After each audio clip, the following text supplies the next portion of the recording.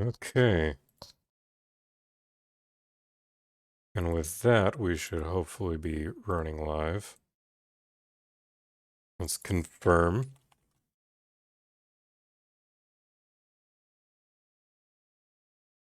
I hope the game did not freeze. Okay, thank God no. God no. God no. God no. Let's see and make sure. God, no. Let's see and make sure. Okay, so to my knowledge, this game freezes if I Alt-Tab. I'm just making sure everything is working just fine. Desktop. Okay, should only be my mic and the game audio, so let's send out.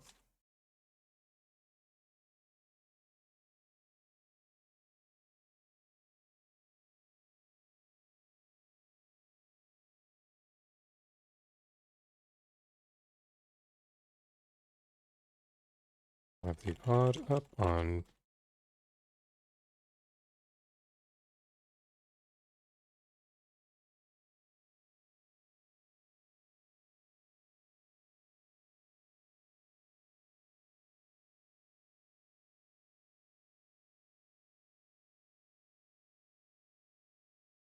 Okay, there we go. Should hopefully be good. Hello, everyone. If there's any audio issues, please let me know. I know I'm in a dining room, so hopefully that does not discourage people from watching. That does not discourage people. Okay, and let's begin. So, new game. Let me make sure all my settings are still saved.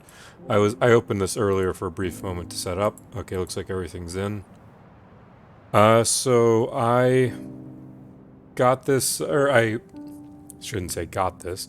I was offered the chance to test this, but unfortunately the testing opportunity ran a little bit beyond my time frame. I got stuck studying, so I couldn't test the current run, and then thankfully the demo came out. So, I'm just glad that I have this opportunity to actually go about testing it. So let's get right into this. Let me adjust this. Just looked a little bit odd. Slightly higher, maybe. I don't know. No, that's a little too high. You suck at doing this stuff beforehand, Yusuf. Okay. That said, finally, let's begin the Pale Beyond. Volume's still too loud, shoot. At least for me. So let's just drop this one down just for me. There we go. Still. There we go. Oh, the airs be cold. Click. Oh, do I gotta click? Oh, I do. Or the airs be cold. A flake and white, as a sailor begs their pledge. To the ice they'll pray that leads reveal. Out in the ice they'll stake a claim. That in the dark they'll brace themselves.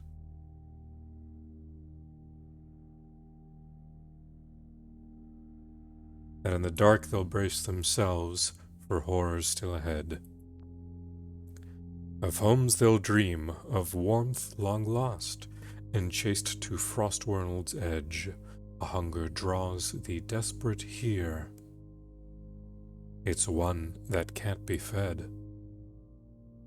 What will ye do when steel hearts break and courage does abscond? It leads these souls to... Oh, I'll lead these souls, so help the gods. I'll do what must be done indeed. I'll learn to live out life out here. None of these rhymes anymore. Oof. I'll learn to live a life out here, out in the pale beyond. Alright, so I did words, what the heck? For fair warning, I did see some of the demo reveal yesterday, but I was more or less paying attention to what they had to say than trying to look at the actual footage themselves. That way I could experience more of this a little bit fresh. I know there's going to be bugs ahead, so I'll make a mental note of that. I got a handy dandy notebook right here, so hopefully If any pop up, I'll write them down. We can send them our way, and let's go. Begin our journey beyond the temperance. Beyond the pale beyond. Crew wanted. Able-bodied crew wanted for dangerous expedition. Months of darkness, low wage, slim chance of safe return. Glory to be had in the event of success. Address over leaf. You're alone in the office. The tea in your hand has long since gone cold. It's perfectly adequate. I'd rather coffee. I actually don't mind cold tea. No one please sue me. It's perfectly adequate. Looking around the room, you can make out a collection of military books. On the desk is a ship in a bottle. A metronome ticks away steadily. It's harmless, it's insufferable. I find it rather calming. The dedicated rhythm soothes the senses.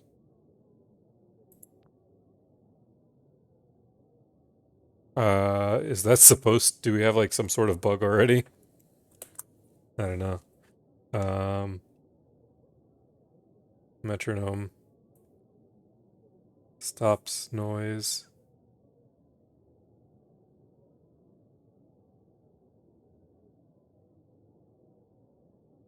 If you say it's calming. The room is sweltering, the air stiff and stale. Now, before we start, I just want to ask if anyone in the dev team sees this. Is this just a clear reference to hiding the feminine caricatures and portraits in World of Warcraft? Please, please. And is the fruit a reference? Is that a fruit? If it is that a reference? Please let me know. Room is sweltering, the air stiff and stale, but I will keep waiting. You hear footsteps climbing the stairs that brought you here. Take a seat or remain standing. Sorry, I got a random Discord notification. Just making sure. I don't want to keep tabbing out so the game doesn't freeze or Twitch doesn't like it.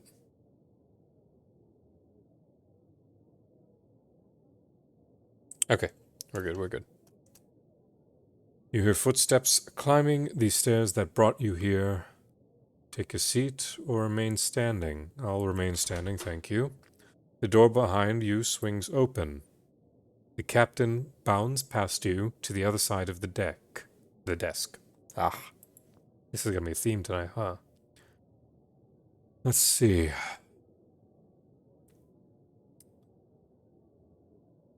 I want to think of a voice. I was thinking of voices for some of these characters all day. I've been wanting to play since the demo yesterday, but this is my time to actually sit down. Do you have all of your teeth? I have enough to get by. I have enough to get by. Shaw, her name is Shaw. Can never be too careful. The captain sits down. It's the little things you can lose people to. Speaking from experience, I've not had scurvy before. You're late. See, this is what I like. Part of the story is told itself in the options here. I was honestly blown away by just like the complete narrative freedom to set your own scene. Are you speaking from experience? How many people have died under your supervision? None more than I'd care to admit. I don't appreciate this line of questioning. I don't want to be squeaky clean. I sort of, because I saw the way the narrative this was going. Oh, hey, Owen. Yeah, this is the Pale Beyond from Bellular's team, Bellular Studios. I've been wanting to play this for a bit, so I have thankfully no one in the house except for me for the next night, and all the dogs are fed, so they hopefully shouldn't bark, so I can do all of this in one sitting, thank God. So I'll just be here for a few hours.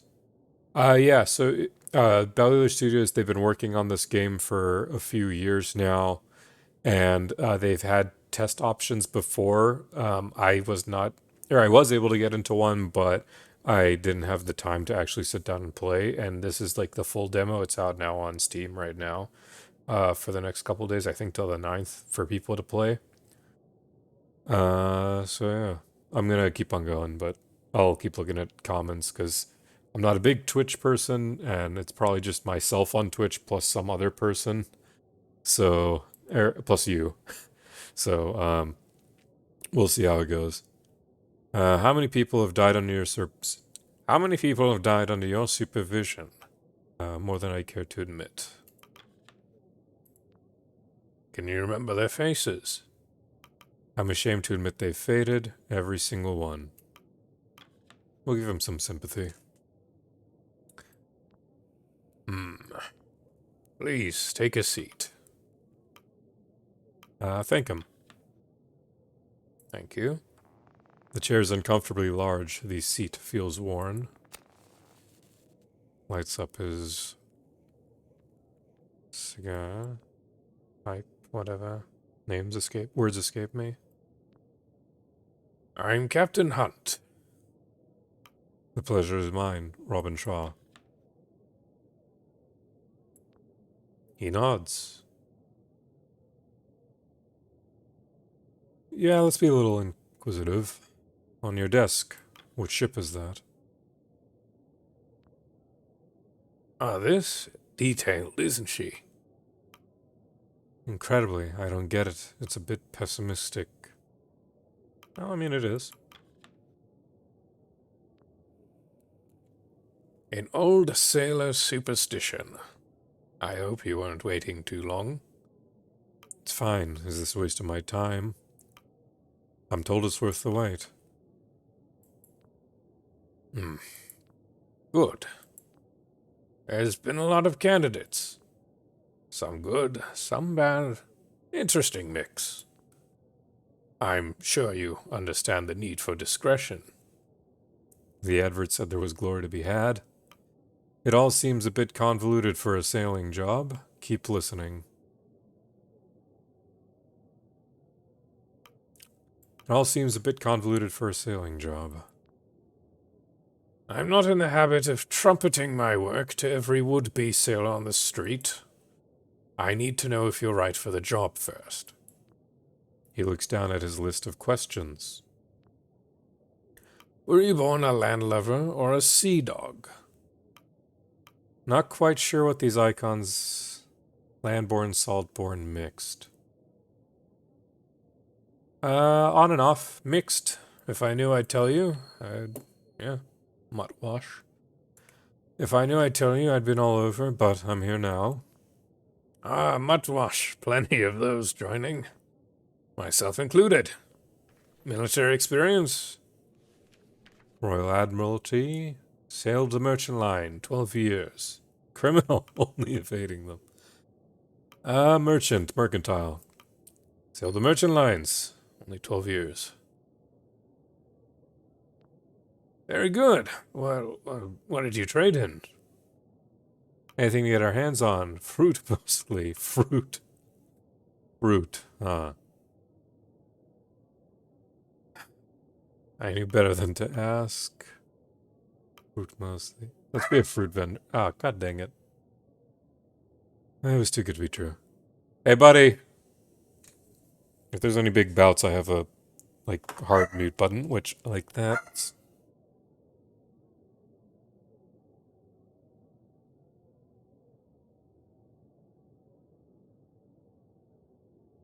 Oh, Lord, he's running. He's running. Hey, buddy, come on. Okay, hopefully not. Fruit, mostly. Honest work. Have you ever fired a weapon? Sure. Seas are rough. Yes.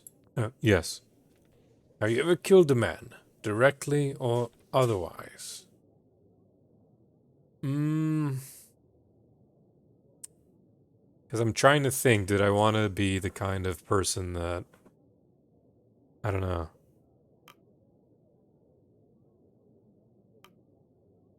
Or otherwise? No. I have not. You're not married, are you?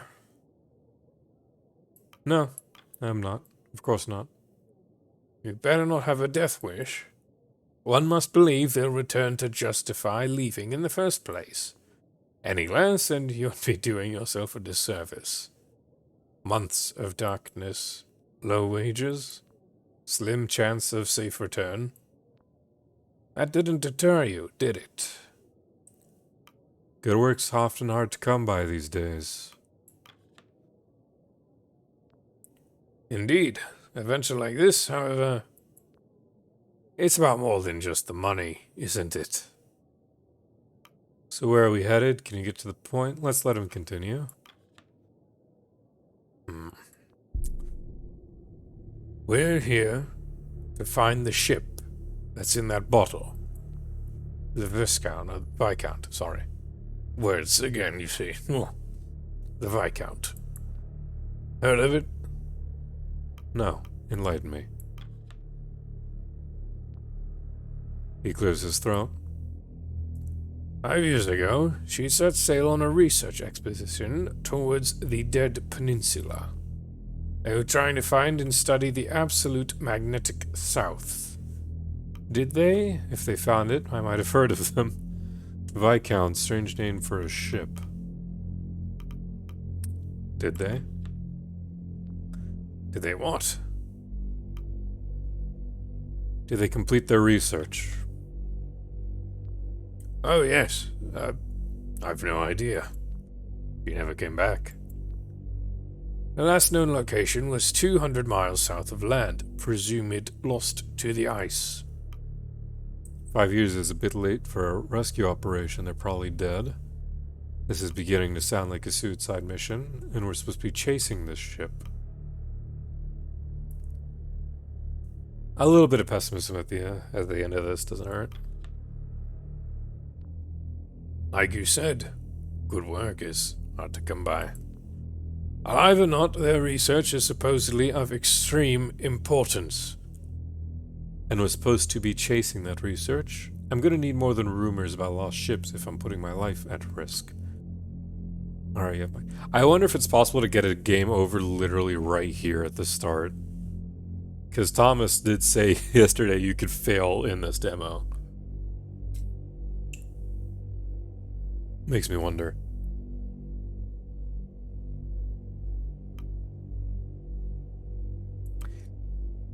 Alright, you have my attention. The captain smiles. Here's what we do know. Not one person or thing has been heard from the Viscount since it first left port. Until now. Until now. Someone was found who claims to have been on that ship. Where are they now? Can I speak to them? They're probably lying. Rumors attract fools and the mad. This is like a way to piss them off. Come on. I don't want to do that. This guy looks chill. Looks jolly. Just a beard and he'd be a big old Santa. Where are they now? Dead. But their testimony seems to have outlived them. Those with more money than sense want that old ship.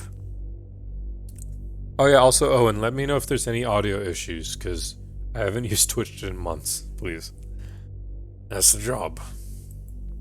If I don't pick the first mate, somebody else will. And, well, my judge of character's gotten me this far. Hey, Richard. Richard, also you too, let me know if there's audio issues. Alright, let's see. My judge of character's gotten me this far. What of our crew? What of our own ship? And who's financing all of this? Yeah, again, more pessimism doesn't hurt. Well, I sound great, but how's the game sound? I know, it's gonna be a little bit more later on. Right now it's a little bit of dull tones, but I saw some of the stuff on the ship, and they're making, they're pointing out there's like an accordion player that's like pretty big for them. And who's financing all of this? The usual. Film and lecture rights have been sold, of course. We're in the process of signing off on a final benefactor for the expedition. They've even donated a ship. We'll be traveling on board the Temperance. And that's the ship that was sunk in the start. Shit. No, that's me speaking. You can't see. Can't you see my lips? God dang it, man. There's no voice acting in this game whatsoever. I know that the studio is considering things like grunts. I'm just narrating it for myself. She's a beauty. Greenwood. Generational. Not many like it these days. The Viscount and the Temperance. They're sister ships. Built together. Sent out into this world to die alone. Poetic. Indeed. I like to think one calls out for the other. Captain looks at the bottled ship. So what do you think? It's worth it that there's a chance anyone's alive. Sounds like you'll need all the help you can get. I think I need the work. I mean, I didn't say that anyone's alive. Sounds like you'll need all the help you can get, I think, is the fair ground. We will. Captain checks his watch. Anyway, I think I've heard enough. Captain stands up. We leave in a month. Welcome aboard, Shaw. Proverbially speaking. Don't you need more info? You're not what I expected, so I have the job. Don't you need more information? Not if the captain... Not if I'm a captain worth his salt. I work with people, not professions. I'd sooner trust a good carpenter than a cruel sailor to save me from drowning. But alas, I'll see you on the Temperance. I have a good feeling about you, Shaw. Feelings mutual. Captain makes his way to the door, and you follow. You arrive at the docks a month to the day.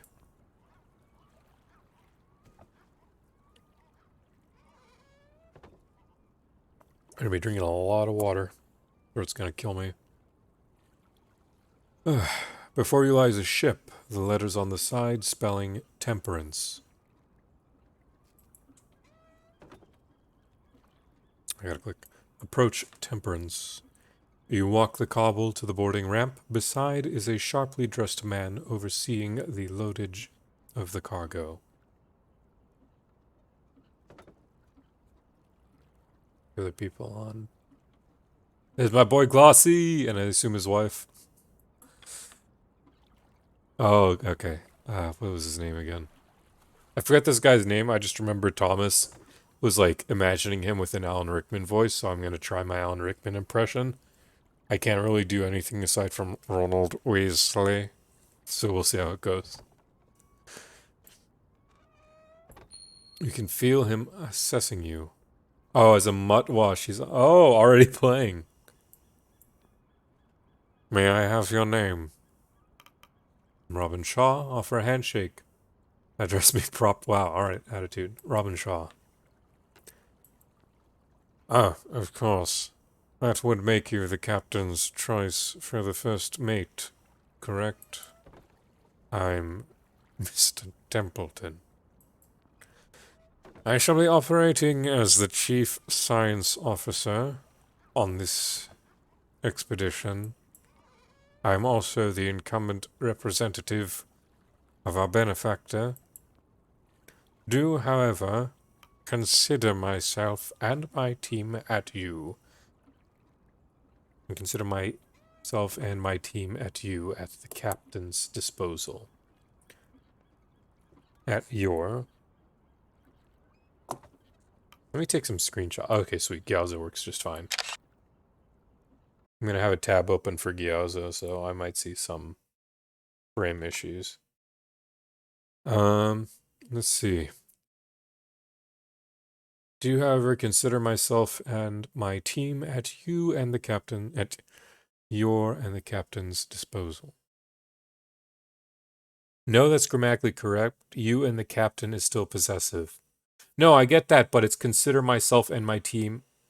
Oh, I'm just, okay, I'm all over the place. All right, thanks, Owen. All right. Alright, grammar major on board, we're fine.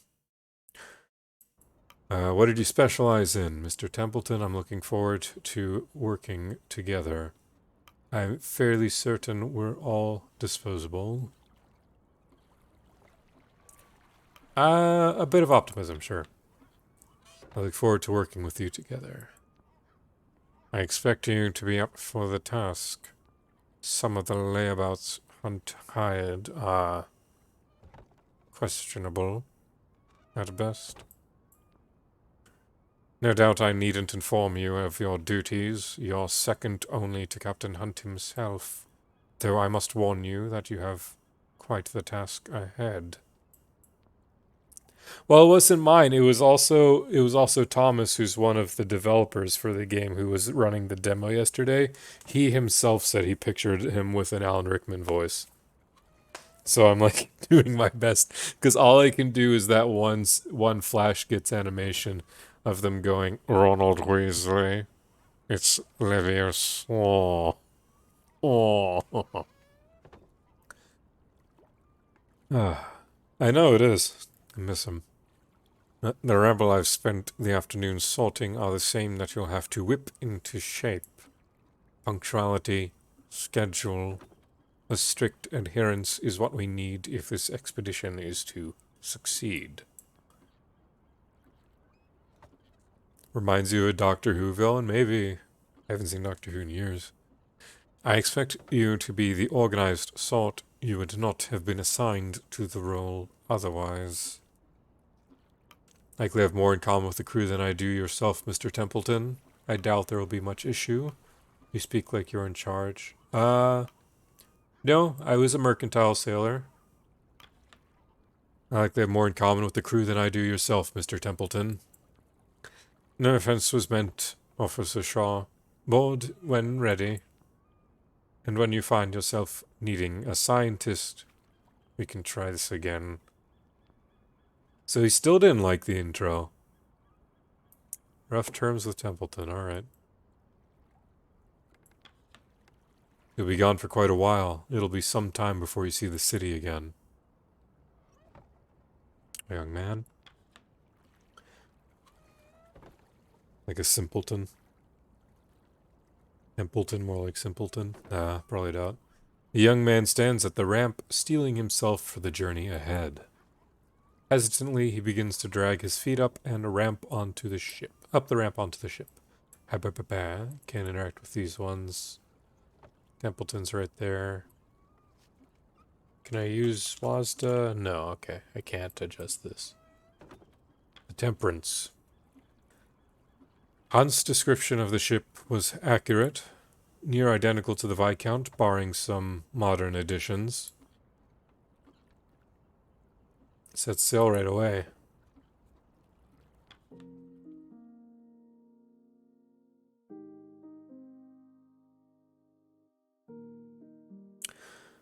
Week 1. 1 week on the Temperance.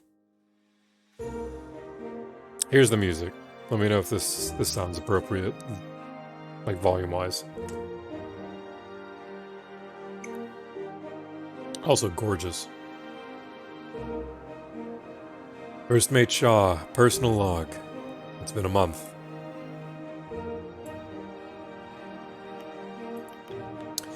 It's been 1 month since I signed on, and 1 week since we set sail aboard the Temperance.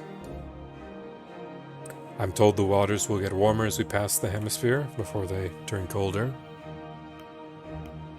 I'm still curious about who's paying this. Can't help but wonder who's putting the bill for all of this. Certainly not the captain. I want to investigate further. I intend to investigate further. As for the rest of the crew, there are now 22 of us, including the captain. Our next port will be our last before we enter the ice, to pick up the remaining 4 members of the crew, the scouting team.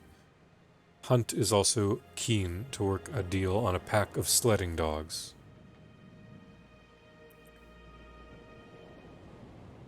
Did you look that up right now? Because I don't doubt that it probably is where this was inspired from. Huh. Alright. Oh, you're just joking about it? Great. Alright. Our next port will be our last before we enter the ice to pick up the remaining 4 members of the crew. The scouting team, Hunt, is also keen to work a deal on a pack of sledding dogs. Crew are a strange lot. I've sailed with worse. They smell terrible. Crew are a strange lot. Eclectic as the ship itself. Captain Hunt has mostly kept to his quarters so far. I'm not sure what to make of our leader. He's not telling the whole truth. Despite that, I find myself warming to the man. I've never been on a ship like this before. A technical marvel. Elegant machinery, expertly weaved through one of the fastest hardwood ships of its day. Reborn for this mission. Breathing again with life. Simply magnificent. Sign off. One of Hunt's sailors approaches. Joe. Captain wants you on the helm. Good, I want to see him. I'll head there now. Alright, goodbye. Hope I don't forget your one line of voice. Forecastle, the crow's nest. Join Hunt at the helm. Alright, I like that this is probably where the thing is telling you the story. Like, this is probably like, oh, go here. I wonder if ignoring going to the story does issues. Crow's Nest currently stands unoccupied. Scouting team are expected to join next port. The forecastle door appears to be locked. Okay. The door to Hunt's cabin is shut tight. The captain himself is busy at the helm. Okay. Oh, and we can't do anything because it just straight up says locked. Okay, I like that detail. Join Hunt at the helm. You ascend the stairs to the stern and find the old captain manning the helm of the ship. Ah, Robin. Lovely day for it, isn't? It is indeed, Captain. One of your lackeys summoned me. Don't you have a helmsman to do that for you? Yeah, we got a crew. Of course I do, but it's good to keep the old skill sharp. Never know when you're going to have to get your hands dirty. He thinks for a moment before stepping aside and stretching out a wrinkled hand. Merchant? Huh. Did you ever take the helm in the Merchant Navy? Yeah, why don't you ever try? I don't have anything else to attend to. Are you sure? Take the wheel. I'll be a little confident. You grip the wheel of the ship and feel the weight of the waves in your arms. Use the right to pan around. The memory and your muscle rear themselves as you begin to move in time with the ship and the wind.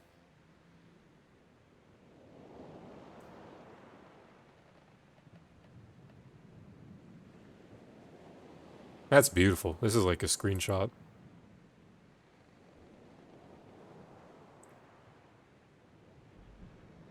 Easy. There, you have it. Captain pats you on the back. Fantastic. Now, try and get a sense of where we are. Get some perspective. Use to zoom. Oh, shit.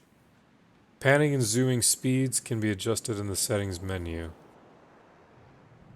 Thanks for telling me. I am going to do that now. Because I need to boost this up because that was horrendously slow.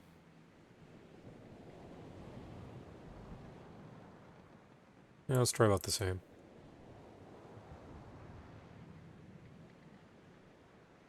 Oh, whoa, whoa, whoa. Okay. Camera, pan speed, drop that down. Zoom speed up a little bit more.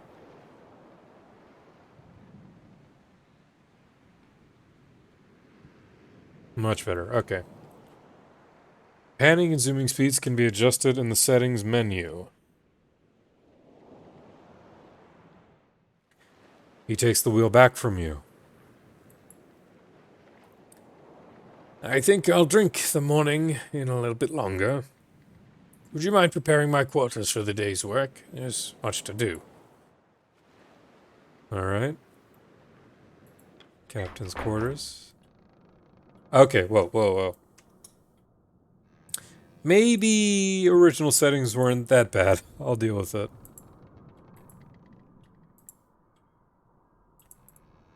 Reset button's not working. Okay. I'll just drop things back down manually. Put that as a bug. Reset all. Not working in gameplay tab.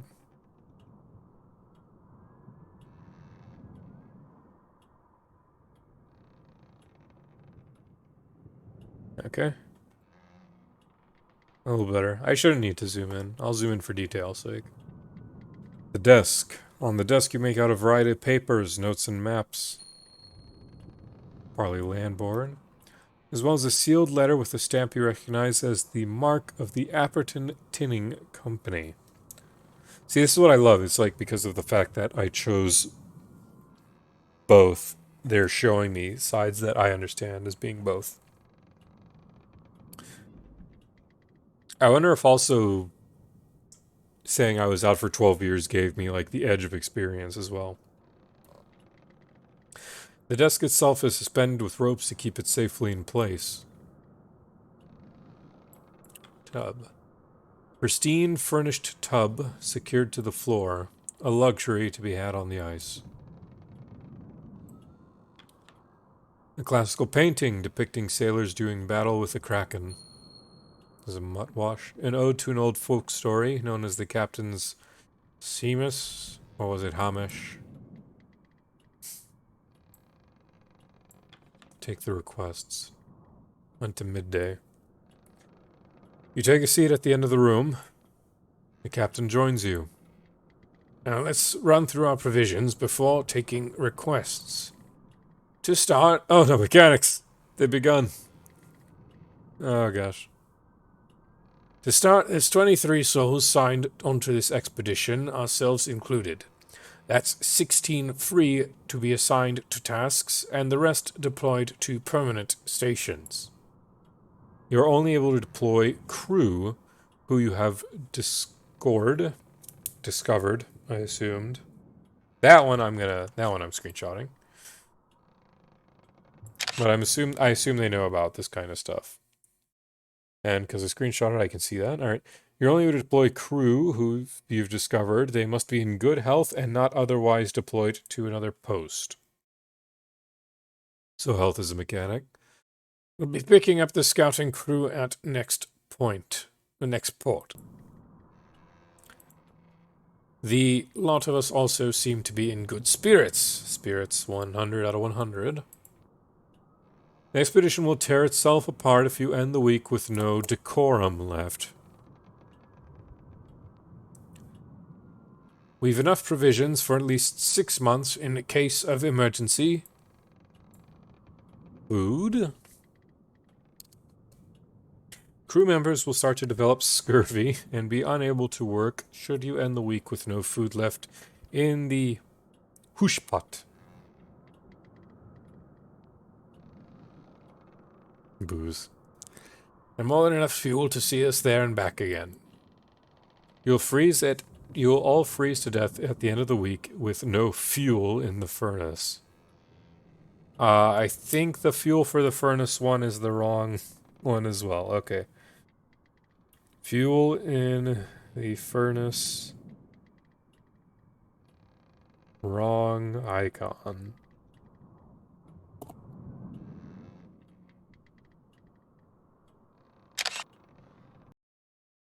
Screenshot of that. The sledding dogs, well, they're still a matter of negotiation. Dogs? Oh, God. Thomas, Michael, I swear if we kill dogs and eat them, I understand, but I won't be happy for the narrative's sake. We'll eat Templeton first. He might not have enough meat, but him before the dogs.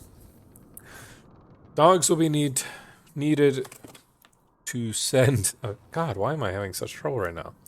Dogs will be needed to send sledding teams out to gather resources on the ice. Resources on the ice. Now, on to work.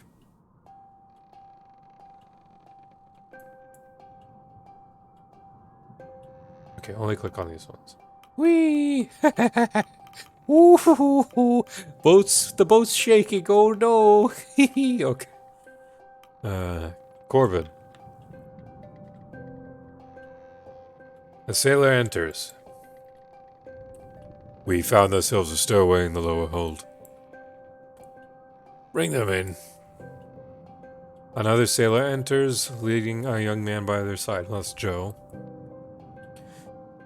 You know, you're not the first stowaway I've had. Captain studies them further. You know where we're heading, don't you?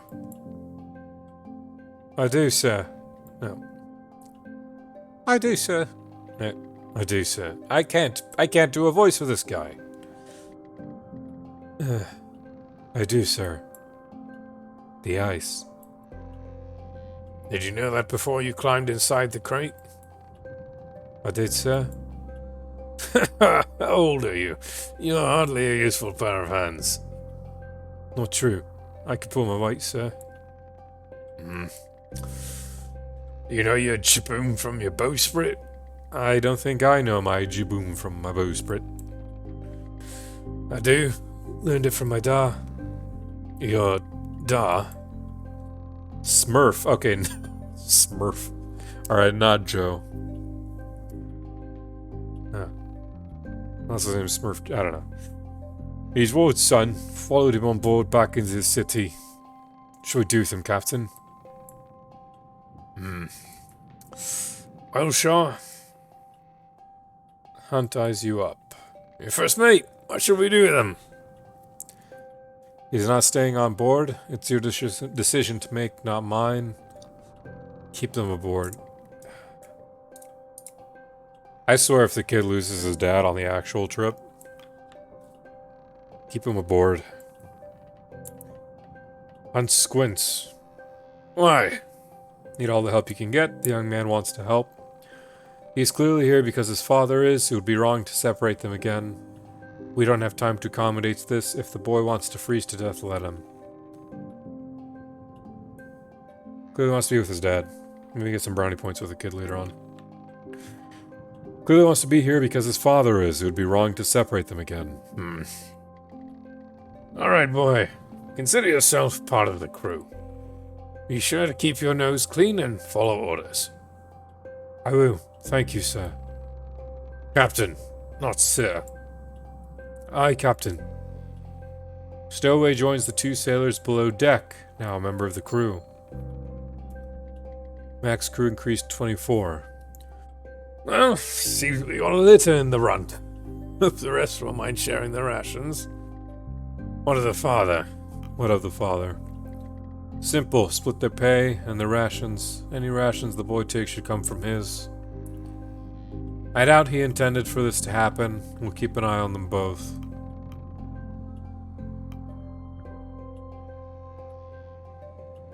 I doubt he intended for this to happen. We'll keep an eye on them both.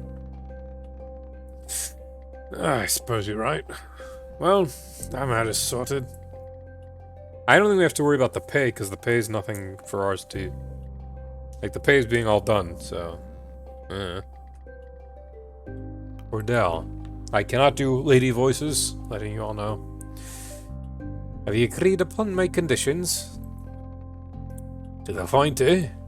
Sure, this is Lady Cordell. Cordell here is to provide us with the kennel of hounds for the sleds. And our agreement was that she'd train them up until we part ways at the nearest island, but... You neglected to inform me that you were bringing my dogs through the Pale Passage. I had no intention of sending the pack to its death. You seem to have good faith in this expedition. It's one thing to ask for my whole kennel. It's another to drag them into the ice to chase a myth. Never before has a buyer been so dishonest. And never before has a seller made such strong demands. Lady Cordell, And what exactly are these demands? You already sold the dogs, didn't you? No, we're not playing hardball. We're not going to hardball her. What are the demands? She demands we allow her to come along the expedition as a member of the crew. None of this ship have the experience and familiarity with these dogs that I possess. If you are taking them to such a brutal location, they will need me to guide them if they have any chance of survival. The humans on board too, of course. Of course. You can see my dilemma, Shaw. We've just accepted a stowaway. Bringing on another member of the crew's a risk, but our hands may be tied. Your thoughts? I don't see the harm in having an expert on the sled dogs. We should cancel the deal and we can find another buyer. So adamant, we accept your offer. I don't see an expert in having the sled dogs. She'll kill Templeton before we get to kill the dogs for food. Easy. I don't see the harm in having an expert on the sled dogs. But... A good point, Shaw. He turns to her. The deal is already to your benefit. Do you have anyone on board with extensive training in the management and ruling of dogs? Your sleds are useless if you can't control the dogs effectively enough to hold them. And I would like to ensure my dogs are treated properly.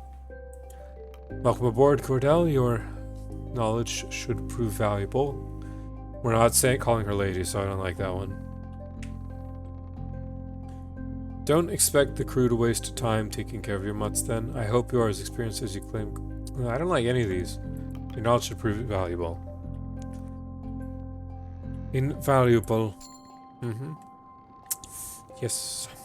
What they are. I'll have a room prepared for you below deck. No need.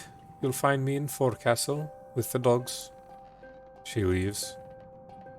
To be fair, with all the dogs, it might smell, but she already said the crew smell. And that's a lot of bodies, so she can be kept warm. I wonder if the dogs have their own, like, rations, or it's part of this. Or... we take care of them some of theirs. Excuse me. I hope I'm not making a mistake, Shaw. We have 14 dogs at our disposal. We have 25 crew members.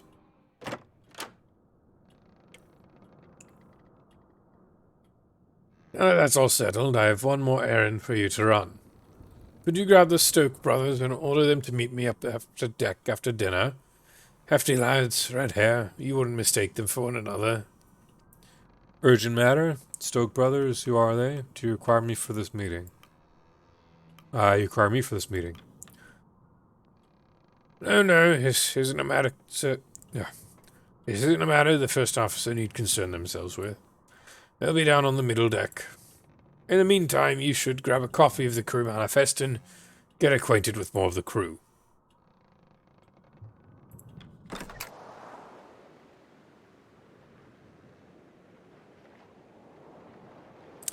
Join the figure balancing on the mast. Upon closer inspection, you make out the ship's photographer, Kasha Belford, on the ship's mast with her camera, lining up a photo. Get down immediately, you'll kill yourself. How's the view up there? Wait for her to finish. I don't want her to stumble and fall. Wait for her to finish. Snapping a shot, she clambers down, only noticing you on her landing. Ooh, Officer Shaw? I don't know. I can't. They're all Celt now. Officer Shaw? No, it's the same Cordell one. God dang it. It's about time I meet the first officer on this ship. Kasha Belford. Yes, I've heard of you already. Nice to meet you, Kasha. You seem to already know my name. How so? That'll be nice. I suppose that there was some sort of rule against what I was doing. Deepest apologies, but sometimes there's a shot you just can't pass up. An accomplished photographer, Kasha Belford won the Bellular Prize, the highest honor in journalism, for her work covering plague outbreaks and riot in the riots in the capital. It came as a surprise to many that such a reputable journalist would make such an interest in this expedition. There was scarcely any chance of Hunt or the benefactor turning her away. You expected someone of her accolades to be older, more experienced. This is likely her first time on the sea like this. Proof is all we have. She's not prepared for this. Her accomplishments surely outweigh her youth. Proof is all we have. I like to have faith in the crew. Inexperience is a matter of interest, but her accolades speak for themselves. The cold game. Picture that as a header. Sounds fine to me. I like it. Let her continue. Sounds fine to me. I like it. For the piece on this voyage, I'm trying to come up with a snappy name. Nobody will read the title if it sounds like the work of an amateur. Cold game. Picture that as a header. Kasha places a finger to her chin, squinting her left eye in thought. It's not perfect, but it's a work in progress. Plenty of time. We haven't even hit the ice yet. It's all just so exciting already. I suppose in your experience, the open ocean is the home of the mundane. Though I suppose you've never traveled this far south on the merchant lines. You know who I am? Of course. I thoroughly researched the crew of the Temperance. May seem somewhat excessive, but I feel it's necessary for a proper chronicling. That and plenty of pictures. Don't worry, Shaw. You won't have a reputation that sets you apart from the rest. A celebrity like Kurt Darling's presence will dwarf any rumors that could form around you. Kurt Darling. That reminds me, he'll be joining us at the next port. I should get his picture at some point. Kasha holds up her camera with a sense of pride before holding it to her face. Stand still, Shaw. Stand still, Shaw. Please warn me before doing that. Captain sent me to grab a copy of the manifest. How long do they take? I'll show more of an interest in her, sure. How long do they take to develop? Only a day or two. I've made a makeshift darkroom in the hold. Speaking of photographs, she hands you an annotated document. Here it is, the crew manifest.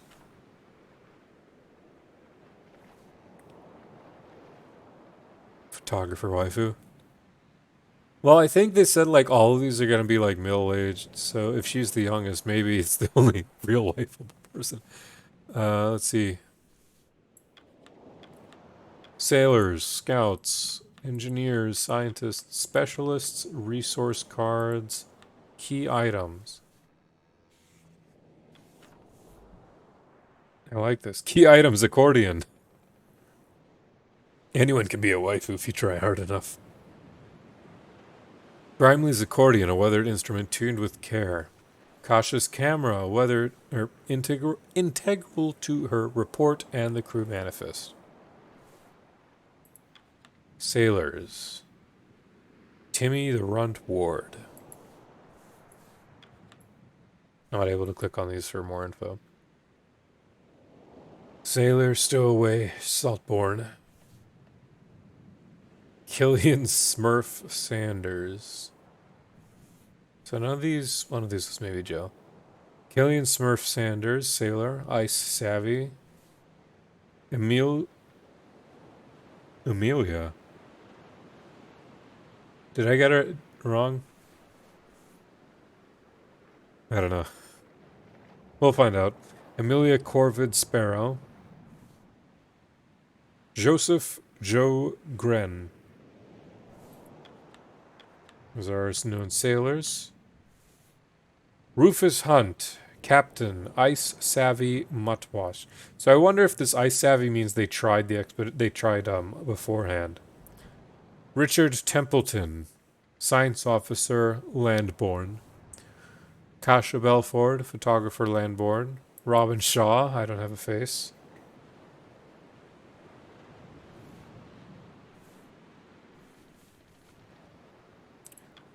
Resource cards, nothing. Okay.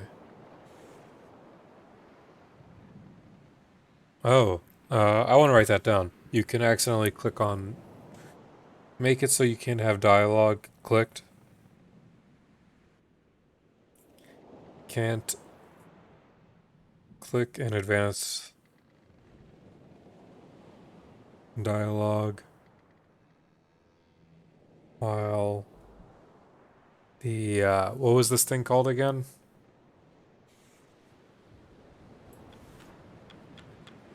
God, what did she say this thing was? Manifest. Crew manifest.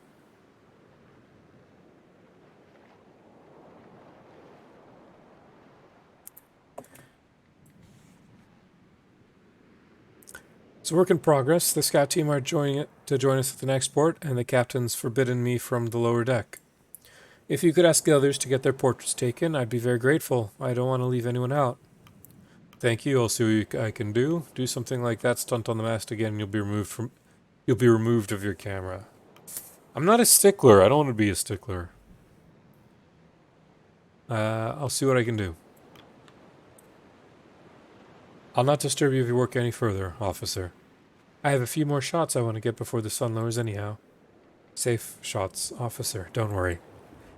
You leave her to her work. Oh, she smiled at the end. 2 Johns.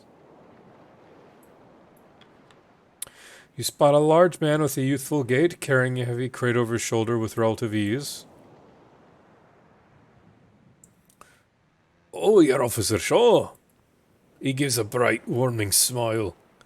2 Johns. That's what they call me. I'm sure you'll get your nickname later. 2 Johns attempts to offer a handshake, but loses control of the crate. He struggles before firmly holding in place with both hands. Maybe later. Work awaits. +1 available crew. Oh, did that automatically upgrade the photo? Okay, it did. John, 2 Johns, John. Sailor, saltborne, not ice savvy.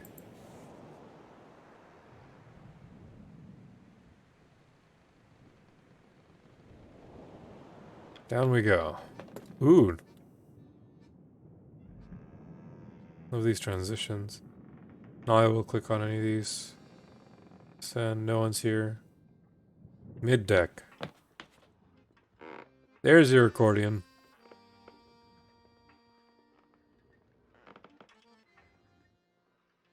I'm not able to go lower than this right now. Probably not. Approach the cook. Always make friends with the cook. Always.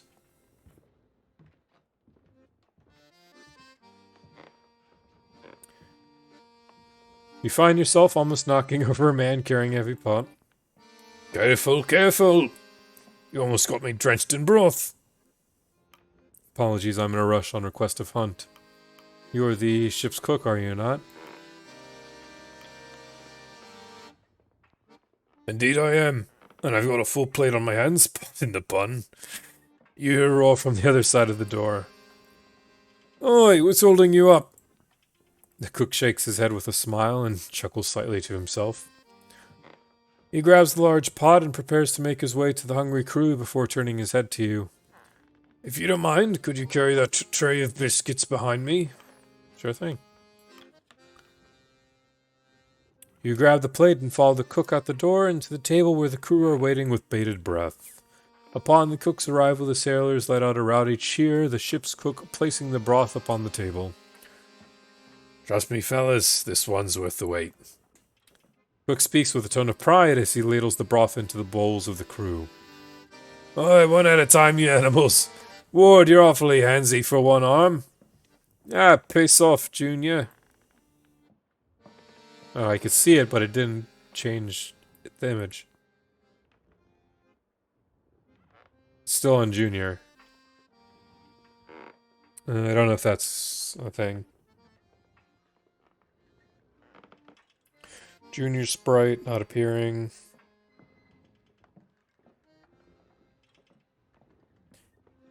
After bringing the food with the cook.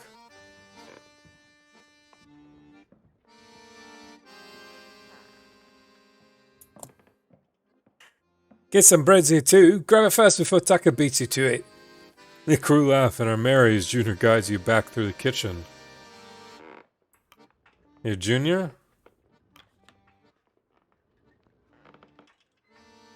Oh, the cook's Junior. Never mind. Never mind. Alright, ignore that. Gosh. I take that to mean Hunt told you about me. Sent you to fetch me, did he? Didn't he give you a description, or were you just not paying attention to the cook? Seem properly. Or you seem properly. Yeah. You seem popular. We weren't properly introduced.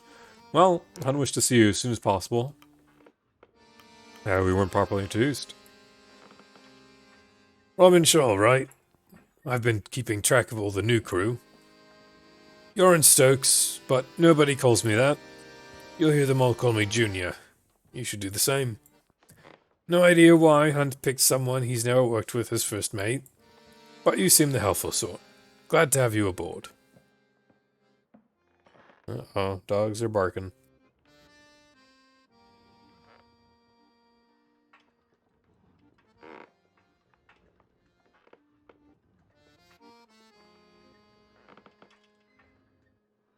Okay. I want to keep talking with this guy. We can hold out Hunt a little bit longer. You been traveling with Hunt long? My brother and I are among Hunt's most tenured crew. It's not often he'll hire outsiders, but I suppose this job is too big for just his usual suspects. He did give me the name. You're not paying attention. I'm not clicking that. You seem popular. Well, you know what they say about the hen that feeds. Besides, half the crew I've known for years. You don't spend that much time on a ship with folk without learning about all of them. Why Junior? Simple nickname, older brothers in the crew, hence Junior. Not very interesting, I know, but it is what it is. Why do I want to be such an ass in some of these? God dang it, Chloe. I just muted and you do this to me. Stay on barking, please. Well, Hunt wished to see you as soon as possible. Ah, yes, good old Hunt. Never a rest on this ship, let me tell you. Especially when Hunt takes a liking to you. Oh, I'm not allowed to talk to the accordion guy now. Unless they, like, rapid introduce themselves.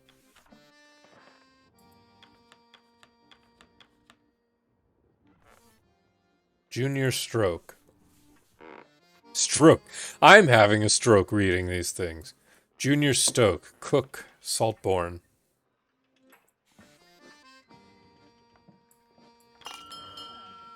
All the crew for dinner. The crew have their meal.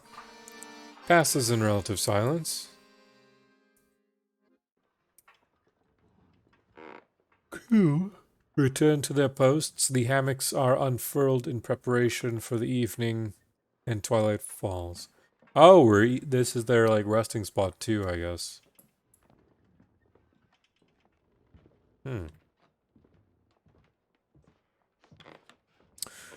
Over dinner, you overhear the newly picked up stowaway speaking with a one-armed man.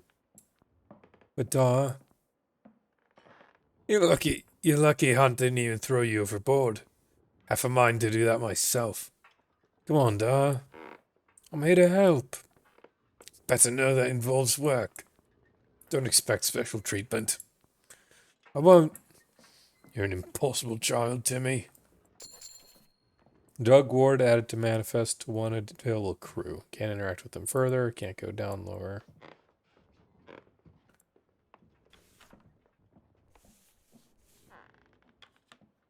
Sailors. Doug Runsdaw Ward.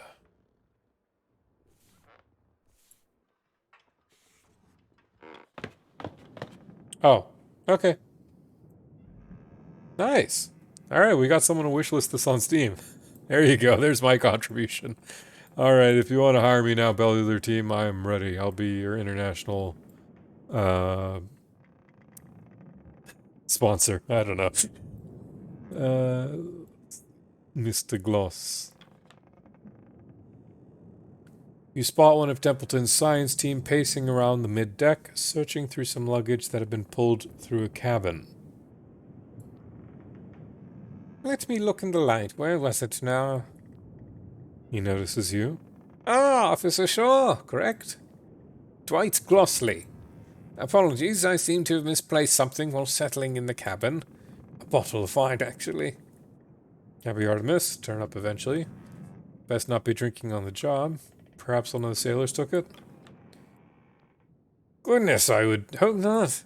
My wife and I brought a bottle to celebrate with. To be saved for the journey back, of course. Well, if you find it, please let me know. Dwight Glossley.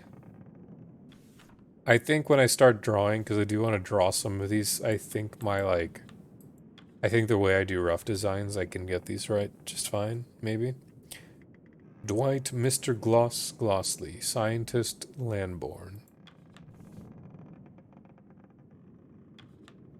I'm surprised that Templeton is in specialists and not scientists. I want to ask.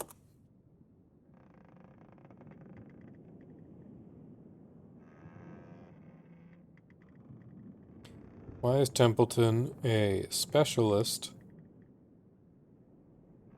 when he's science officer?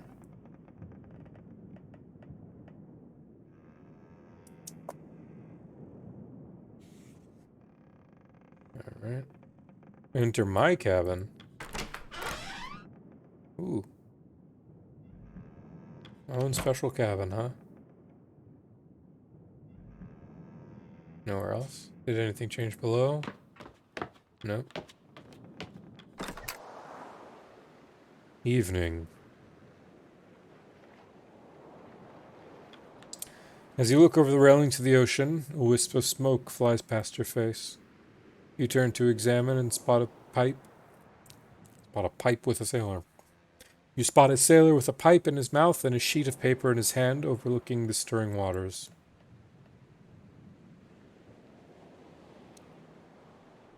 Looking at something? No. Looking at something. Who are you? Not many sailors can read or write. What's that letter? Any spare tobacco? No. Not many sailors can read or write. What's a letter? A letter. All you need to know. Tashi. After introducing himself, Tashi falls silent and begins to read the letter. Trying to draw conversation from him may be similar to extracting teeth.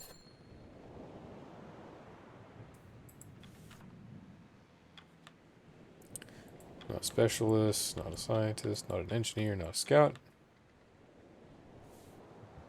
Oh, this guy's got he's got labels on everything. Vern Tashi, Sheridan. Sailor, smoker, rope savvy, gun savvy, saltborn. They didn't even have,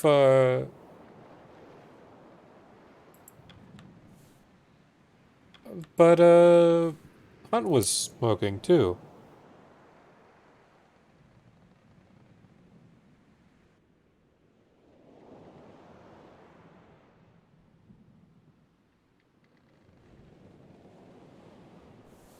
Write that down. Templeton, Templeton, oh how I adore you, my Templeton. Captain himself has turned in for the evening.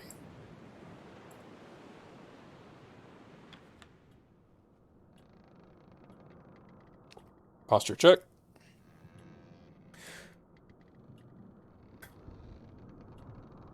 I'm gonna do a quick phone check very quickly, sorry.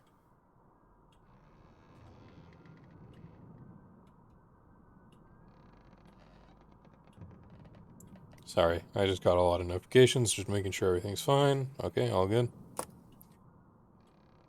You spot Templeton looking out into the sunset. As you approach, he turns to you and nods. Ah, Officer Shaw. It will be some time before we see a sunset such as this again. The light distribution toward the southern pole is quite the change. Sentimental. I noticed you were in a dinner with the others. I fear we start on the wrong foot. I start on the wrong foot. I like Templeton. I'd still eat him over the dogs if it came to cannibalism in some way, but I fear we start on the wrong foot. A misunderstanding. Let's just place it behind us, officer.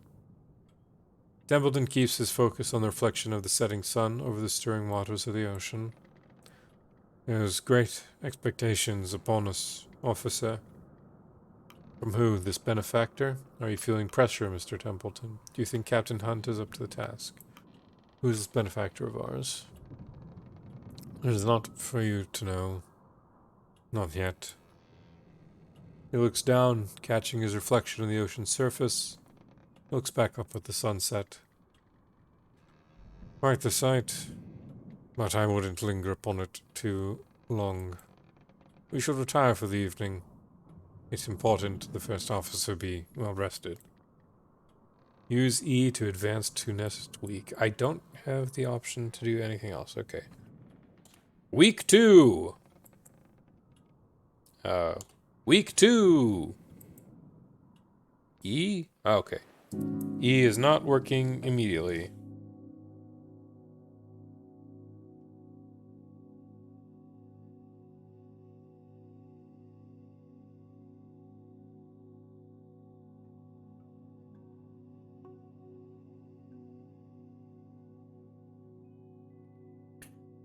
Food rations per crew member this week.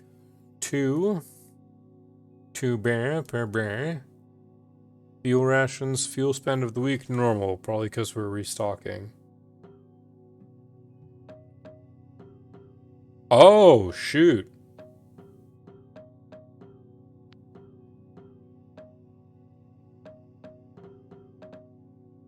Boom, boom, bum, ba da, boop, boop, bum. Okay. Oof. Oh, cutting lowers morale. Yikes. Well, nothing's happened. Normal. Keep it normal. Ship makes its last port at Whaletail Island. Is that an Avatar reference?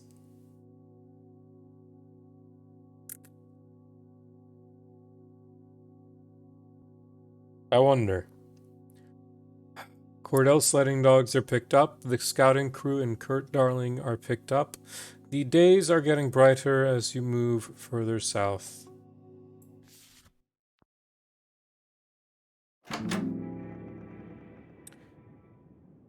Week 2. 2 weeks on the Temperance. There's a rap on your cabin door. Come in.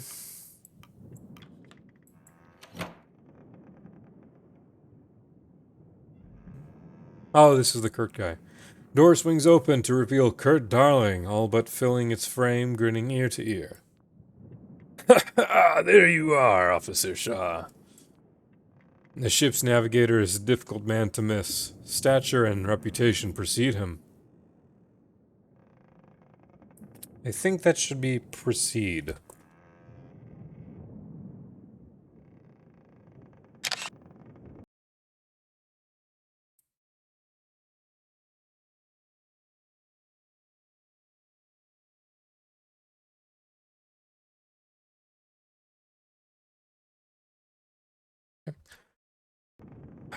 Alright. Adorned with a slew of apparatus, this seemingly one-man expedition would be known to anyone following the heyday of exploration and the merchandising that followed. It's an honor. I'm a merchant. I've been for 12 years. It's an honor, really. A wealth of invaluable experience in such hostile environments. I wonder he's not been swept up to some other post. Hiding away from the rest of us, are you? Are you always early to rise? You need something of me, Kurt. No, I'm simply busy.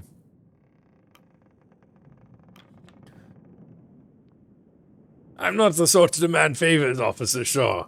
Apologies for not stopping by sooner. It took a while to set up my team and a great deal of the crew. We were quite eager to meet me. It's not often to work with a film star, is it? That's right, you're something of a celebrity, are you? Is that a brag? That's right, you're something of a celebrity, aren't you? I take that to mean you haven't heard of me before. Well, that's a pleasant surprise. There aren't many who've seen my films, particularly in this line of work. More than one fellow on this crew said my work inspired him to explore the world.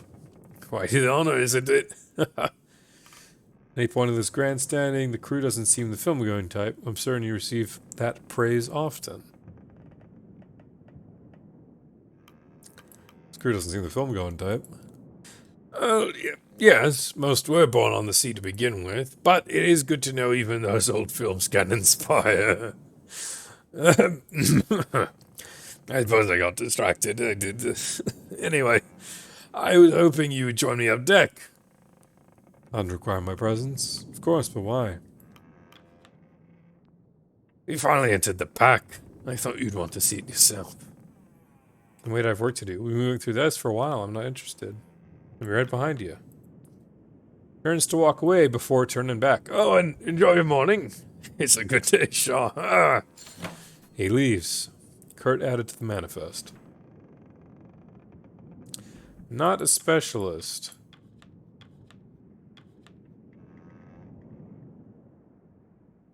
Not a sailor. Pardon me. Not a sailor either. Or is he and I'm blind? No, he's not.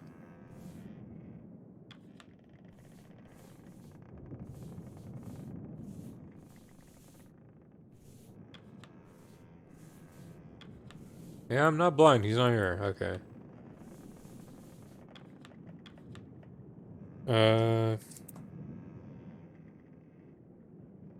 Kurt Darling's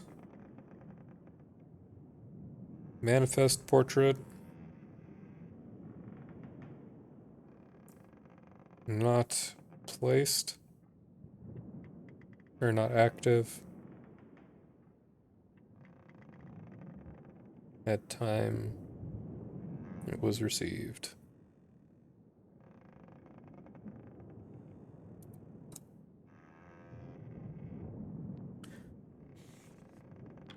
So if I leave, then I do something else. Still no Kurt Darling. Okay. Making sure there's like no cards or like little extra thing on the cart. Doesn't seem to be the case. Medicine. Door to the doctor's office remains locked. Oh, there he is. Now he appears. Still nothing here. Seems the good doctor's not in. Or perhaps enjoying his sleep. You know, I yet to come across the ship's doctor even after all this time. We don't have a doctor? Many of the crew are still fast asleep laying in their hammocks. Let's not disturb them, Shaw. You don't want to find yourself dealing with an abruptly woken sailor. That's it, up deck. Sounds of the snores are rather obnoxious.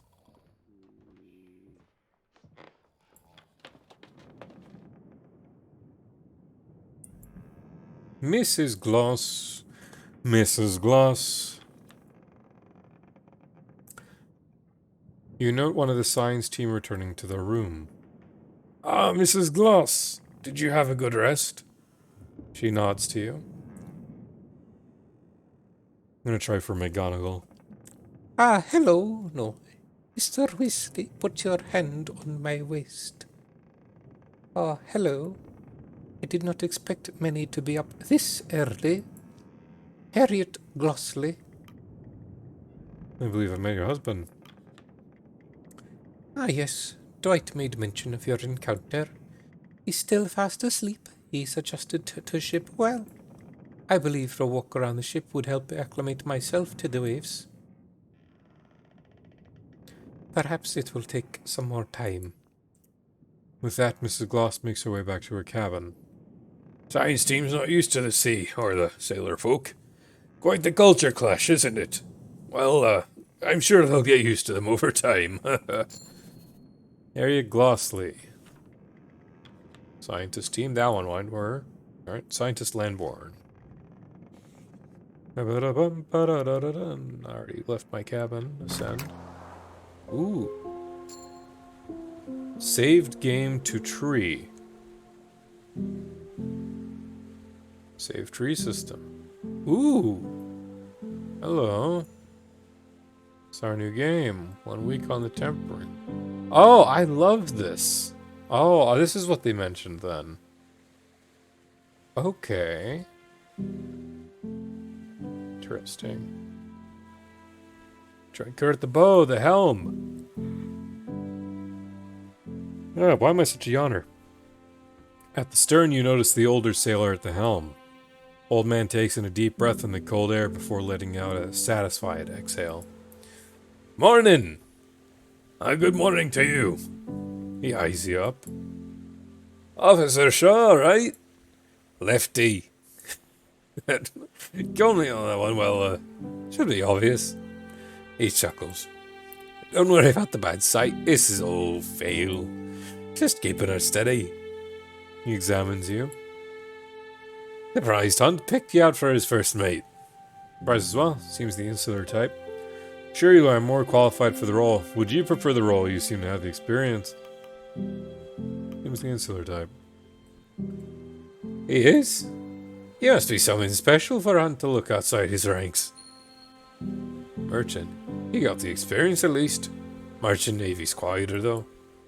Mornings like these are about the only peace I get from the younger lot. You should take these moments when you can. Why am I, like, cracking at this guy? You should take these moments when you can. Lefty returns to his attention to the helm. As you get older, I suppose you learn the more quiet moments. Let's hope he's just as diligent as what we're old as grey. I mean, you are grey. Myself before you, of course. Wine available crew. Let's see his history. Sailor? Sailor!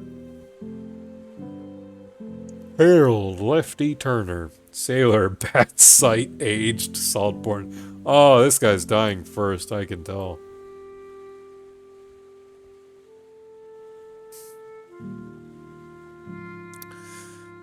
Love that. Oh. Oh gosh, I love the jazz in that.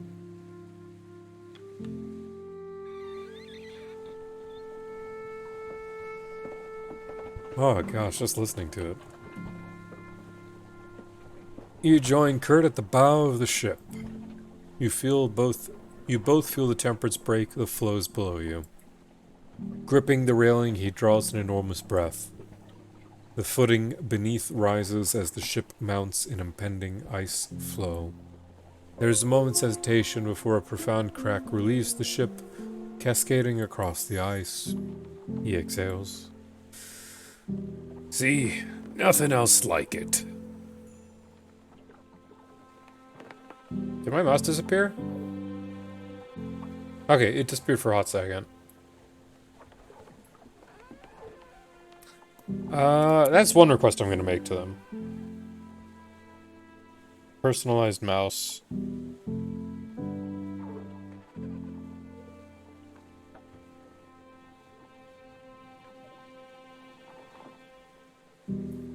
Gonna make that a mention. You weren't wrong. I assumed you'd seen everything. It's just ice, Kurt. Don't get too excited. No, he wasn't wrong.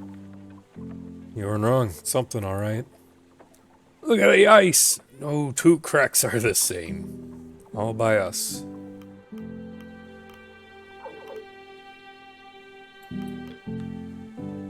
I am so sorry. Why am I yawning like this? Well, caused by us. By laws of nature, this place wants us dead. And yet, here we are, traversing in harmony. How fantastic is that? How far are we from that? We're about a week's sail from the last known location of the old Viscount. Assuming she isn't exactly where they left her, we can't take smooth sailing for granted. Same goes for this daylight. It won't remain this bright for so long once winter encroaches. Beautiful as the ice is, on the course it's going to only get thicker. He looks out across the white. We won't be so confident when the lands dry up and we're stuck here to the next cycle. We need to change course. Avoid the pack. Have you informed Captain Hunt? It's not my decision. We have enough supplies if it comes to that. Have you informed Captain Hunt? You won't listen to me. Thinks I've been dulled by retirement. Probably seen more ice than he has his whiskey. Well, I mean, it's not my decision. I'm only first mate. Yeah? Why you have the captain's ear? Have you ever experienced the long night winter? It's not pleasant, to say the least. Can't say that I have. If it comes to that, we'll adapt. There's a chain of command. This is one of your adventure serials, Kurt.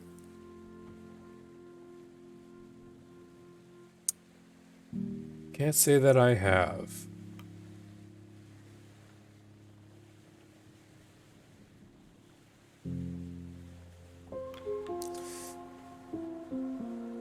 We're only as good as the unhappiest man, Robin. And cheer up. First mate Shaw. I'll do what I can. Thanks for bringing this to my attention. Nods and turns to look across the ice. Anything new and exciting below deck? Nope.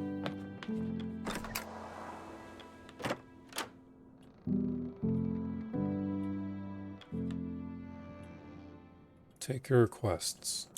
Ah, Shaw! Ready for another day of work? Did you hear Kurt's advice? He wants us to switch course. Aye, he had a few words to share. He may have been an expert in his time, but these days Kurt is one with more money than sense. Anyway, back to work. You're in the same age group. What do you mean? I was hoping you'd help me get through a few more requests from the crew. You may have noticed the line pulling up outside. Everyone wants something, it seems. Call them in as you please. A short, sour-faced man in engineer clothes approaches. Are you acting daft, Hunt? Are you acting daft, Hunt? Not with intention. Not bloody surprised he didn't notice. Oh, this is our chief engineer, Clive Hammond. And an opinionated one. What is it, Hammond? We've hit the ice, and you haven't assigned any extra men down on the boiler. You have your engineering team, and we've only got 6 arms between us. I need more manpower maintaining this. Sailors. Many of the crew have their own tasks they're busy with. I know I've already assigned Smurf on a matter. -1 crew. Captain turns to you. How many do you think is fair? 1, 3, more. Open the crew manifest to choose how many sailors you wish to assign.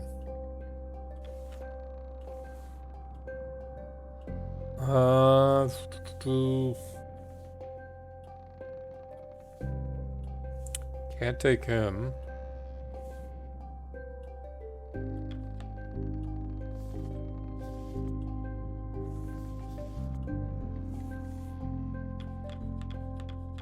Do I move him to engineer? No.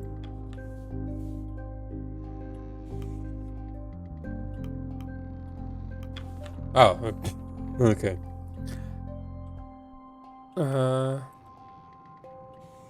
Signed crew. Max cards allowed 4. Minimum requirement 1. Sailor Ice Savvy. Sailor RMPT Sart Bowler. Sailor La La La. Bad Sight. I don't really want this guy. Rope Savvy, Gun Savvy. I want this guy aboard on top. John was a hardworking man.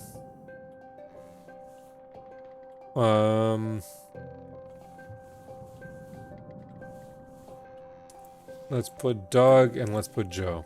That's it.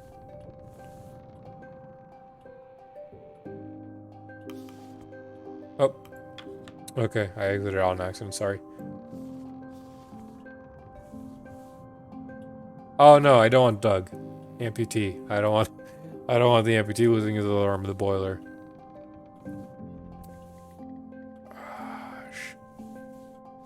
Shoot. We'll give him John, we'll give him Joseph. 2 extra hands.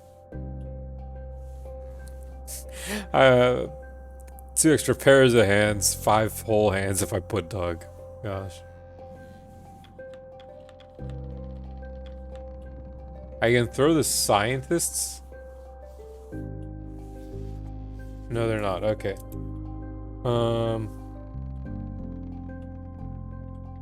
Glosses. Not locked out. Of going to help with boiler.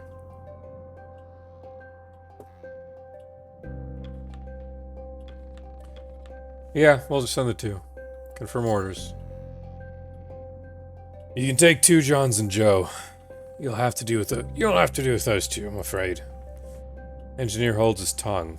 Fine. But you can tell how right I was when we're buried under the ice. He leaves. I go spear that one beneath the oil and the temper. You won't be seeing much of him, though. Prefers to burrow himself in the boiler room. Gotcha. Captain Shaw, I thought occurred to me.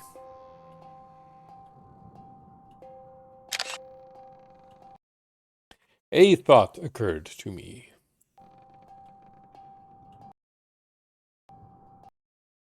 Sorry about that. Well, it might be too late for this now, and we've already entered the ice. Out with it. I thought it would be good to have individual photos of the full crew. For your report? Not only my report, it would be good reference for the manifest. Put faces to name. Much of this crew served me for years, some decades. I have a little problem putting faces to the names. Your thoughts, Sean? I think it'll be good. Seems a good idea. If nothing else, it would make for a good souvenir. Ooh, 101 decorum. Some proper photographs will have some historical weight to it. Well, Belford, I see no problem there. I'll arrange for the pictures to be taken before the crew have their dinner. Thank you, Captain Shaw. In the meantime, I'll attempt to get as many individual crew photos as I can. You're still welcome to help on the matter, Officer Shaw. She departs, satisfied. Corvid. Hunt, you asked for a report on the stowaway was doing? Aye, I wanted to see if the young boy's been settling in well. Yes, indeed.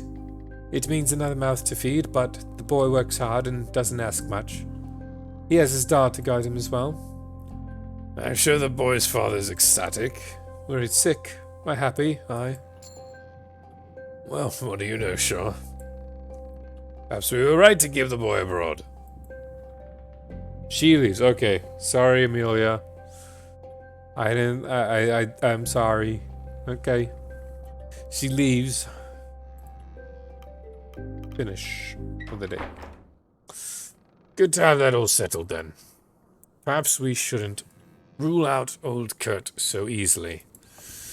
If the man thinks there could be an alternate path through the ice, he's free to search for it. Shall meet with him when you have the time.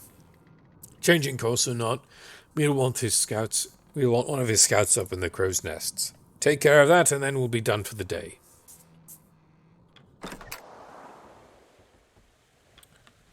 While examining the rigging of the ship, your eyes notice a figure darting by, climbing on the ropes with ease.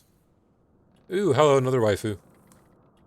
Figure lands on her feet before dusting themselves off. The outfit denotes one of Kurt's scouting crew.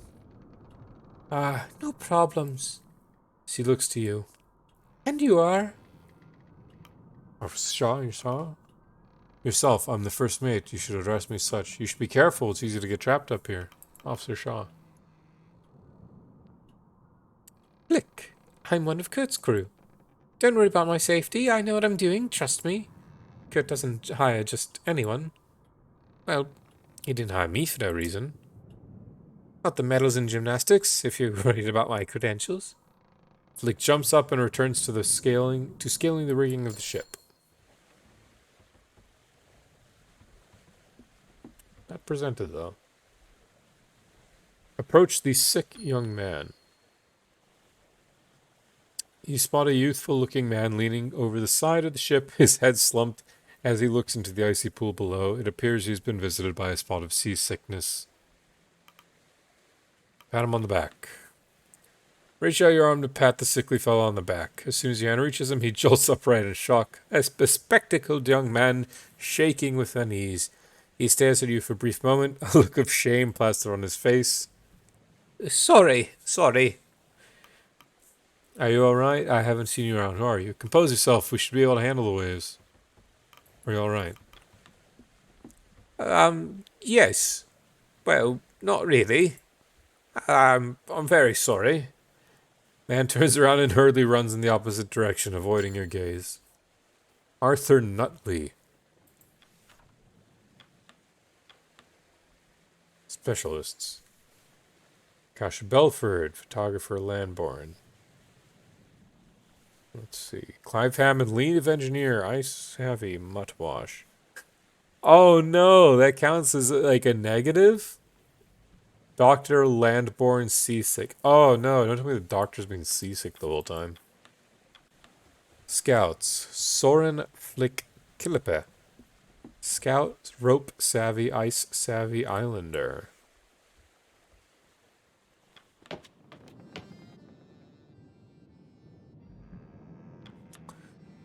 You overhear two of the newly arriving scout crew talking. Quilsey. Yorick the Third. You any trouble setting in? Not too bad. I can't wait for a chance to sleep, though. Proper navigator never rests until the work's done. Of course. I take it you had no issue settling in. Not at all. Crew a funny lot. Old Kirk certainly caught their attention. You think I either would mistake Kurt and myself? I think you'd collapse from joy if I did. Perhaps. Yorick Moore Harden?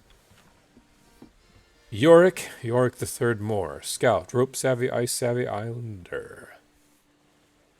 Hardren Quilsey Quill. Scout, rope savvy, ice savvy islander. More stuff in the deck. I didn't talk to the accordion player before. Hooded sailor. You spot a suspicious-looking sailor emerging from the pantry. Hooded sailor spots you, keeping their hands firmly in their pockets. Not what it looks like. Not what it looks like, Officer Shaw. Plek, but call me Gnomes. Not thieving anything. I'll take you at your word. Hadn't considered that, but now... Best have a good explanation then. I'll take you at your word. Expected you to interrogate me, Mo. No worries, I was just setting up a practical joke.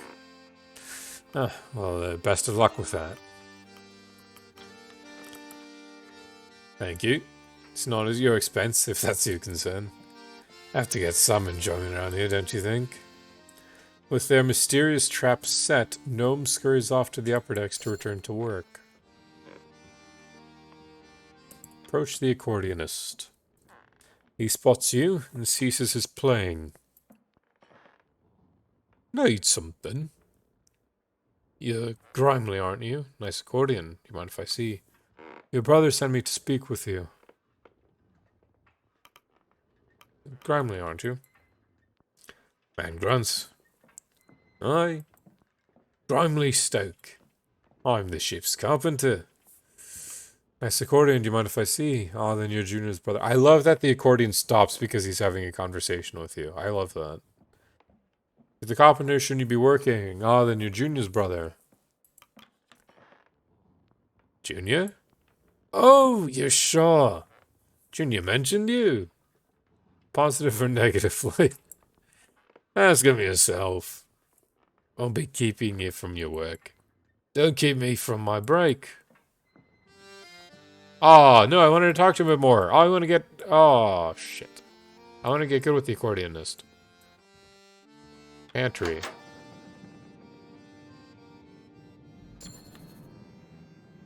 You life a crate of tins from the shelves. Lift, I assume.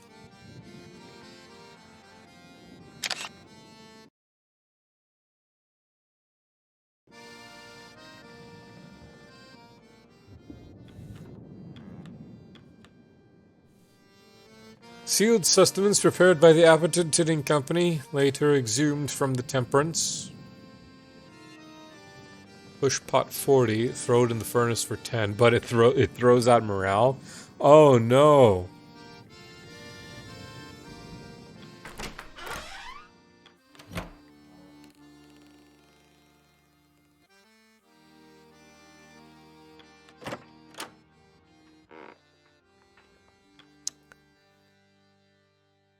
One step ahead of me. If you add those tins to the hush, we should be good for dinner. What'll it be today, Shaw? Sure. Feed the hush pot.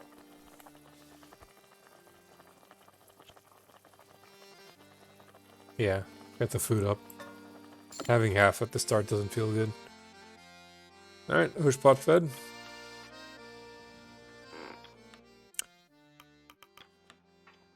Oh, everything changed. Call the crew for dinner.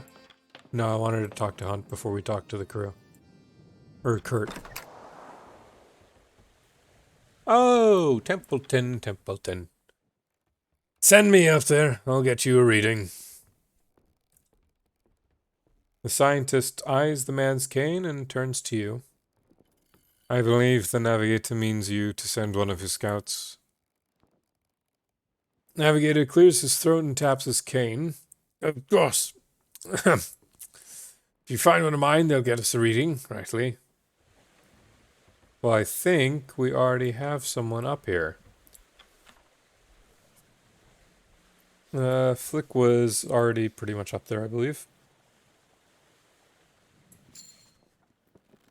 They ascend to the nest and take a reading with the sextant. All clear from up top. Ooh, map. Where am I? Whaletail Island.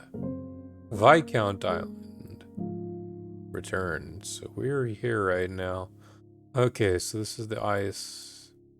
Don't like that. The last port you made, where you picked up Kurt and the scouting team from. The last known location of the Viscount, your destination.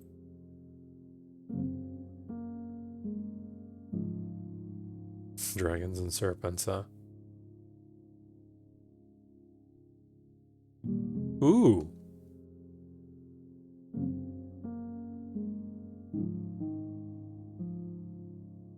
So Whaletail Island's due for some ice flows. Huh.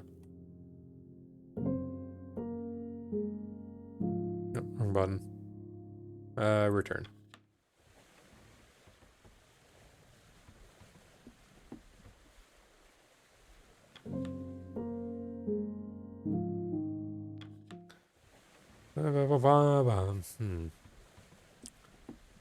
Descend below deck.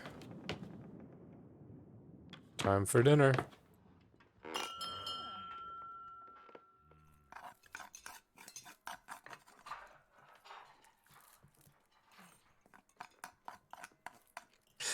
Oh gosh.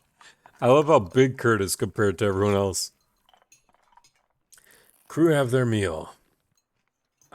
Shall we toast to the ice? Aye.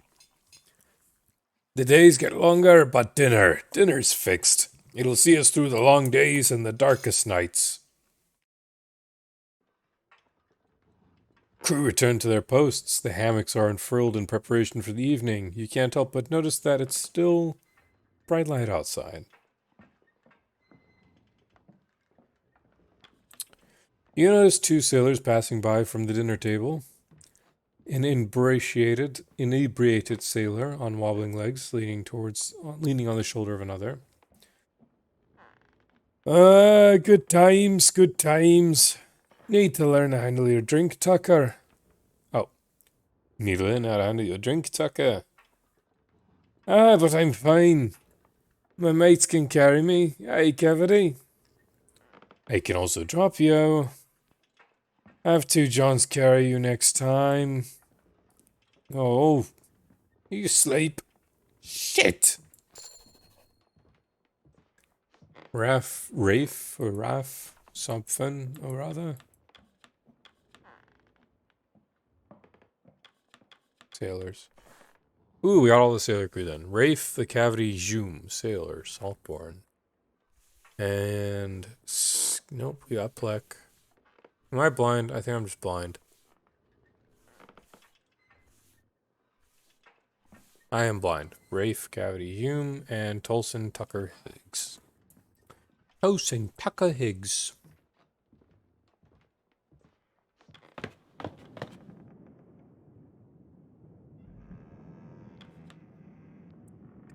Knock on the door, no response. My cabin, no one sneaking around, okay. Nothing else to pay her. You overhear two of the engineers chatting above deck, or rather you overhear one engineer speaking with another. Now you know, the chief could stay down here all evening. Hmm. You ever seen Mr. Hammond eat? I haven't. Maybe he doesn't eat. Well, he's not human if he can work all day and night in that boiler. Probably doesn't sleep either. Probably sleeps. I think it's figurative. Right.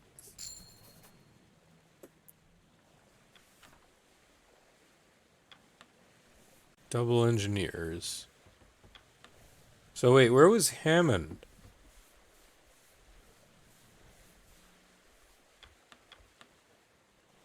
Oh. Okay, so I guess the leaders are just under here. Lead engineer, I savvy my wash.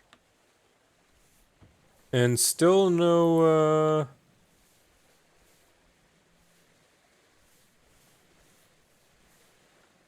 there's still no, what's his face? Kurt. Kurt's not listed here at all.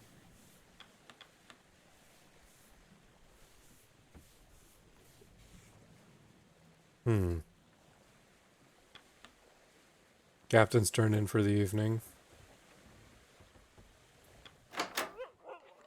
Oh, hello.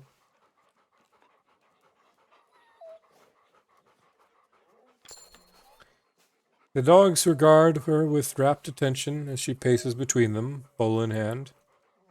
The largest joins her side as you approach. Try some. Try the soup. I've already eaten. What's in it? Try it. Nearly burn your mouth on the hot broth. Disgusting. Surprisingly tasty. Spit it out. Disgusting. Broth is oily and strange. I can see it isn't to your tastes. Penguin. Some blubber. Fats and proteins. You'll adjust. Fastest way to hydrate them. Was there something you needed? Are you here? Where did they come from? Just inspecting the animals. Where did they come from? Where did they come from? Posture check, because I keep slouching. God. It's hard to tell the exact breeds at this point. They belong here more than we do. Unlike us, they need the ice. It cools them. Through their paws as they run. They overheat otherwise. You've been on the ice for a long time? Strong creatures. Who's that beside you? Strong creatures. Very. They handle stress very differently. Adapt quickly. There's plenty to be learned from them. You love these animals. They need me. And you'll need them. You ruffle its head. It tries to lick the broth from your fingers. E is for evening, and any turtle. I can't click out of this. Oh no, there's a return. Anything before I eat? Anything before I tuck out for the evening? Doesn't seem like it. Okay. Can I knock again? Oh. You hear the sound of rustling inside. After knocking on the door several times, it finally swings open to reveal one of the Templeton's science team. Yes. Do you require my presence? Apologies, just checking. I'm acquainting myself with the crew. Who are you? Why didn't you answer the first time? I'm acquainting myself with the crew. Who are you? You should know. I'm the meteorologist of this expedition. Andre Isaac. If I'm not required by anything, I would ask not to be disturbed any further. Okay, goodbye, Andre. Is that full teams? We have full team. Heck yeah. Alright, Mr. Andre, Mr. Zach Isaac, Scientist Landborn. Let's go to my cabin and eat the evening away. You gotta hold on to it. Okay, never mind.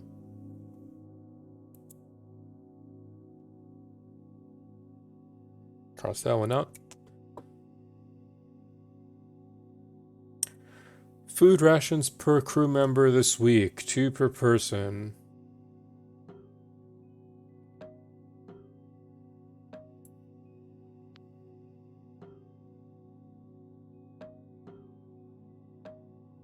Fuel rations. Nothing still happened. I want to say, yeah, we'll have a nice cheery 2 weeks and then we'll start adjusting. Another week passes. The temperance has finally entered the ice, the thick of the ice leads. The days grow ever brighter.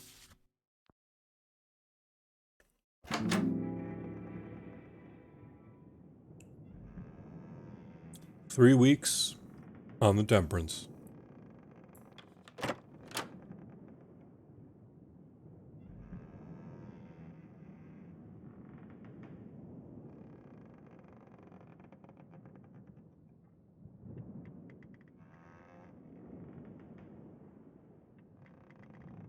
Always check for breakfast first. Everyone's still asleep. Never mind. Pantry. Nothing. Pumps. Nothing. Up we go then. Up we go. To see the sand and the ice. Sand. To see the ice and snow below. Got a lot of dogs to pet. You rub its chin. You stroke its tail. And you stroke its head. They are all happy little doggies.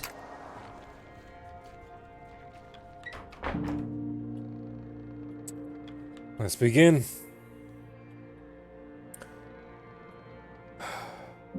Captain Hunt appears to be absent. His chair is unoccupied. Start now, wait for the captain.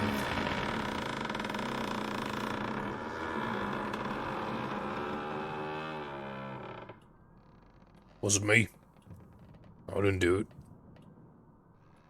Hey, it was me. Beans. It was the beans. What on earth was that?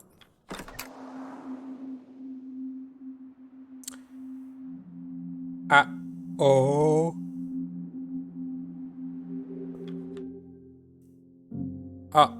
Oh no, bro.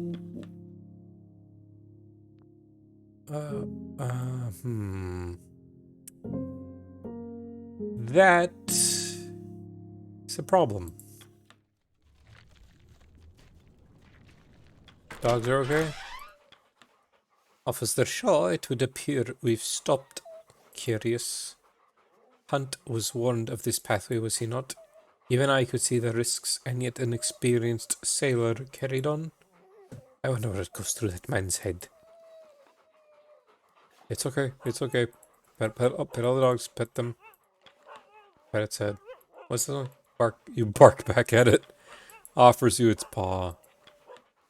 These all dange? Rub its belly. You ruffle its fur. Tickle behind the ears. You rub the okay, now they're all the same again. Okay. Boil the dogs. Officer Shaw, what happened? Ship's come to a stop. I almost flung my camera into the wall. We didn't hit anything, did we?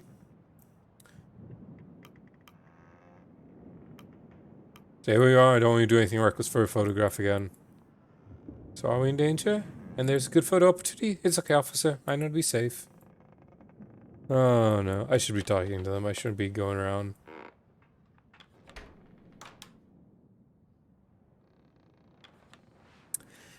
Ship's stuck then. If you're looking for Hunt, you just missed him.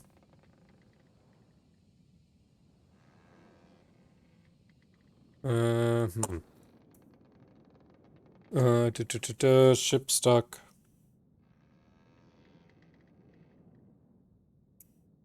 Grimely thing not in place.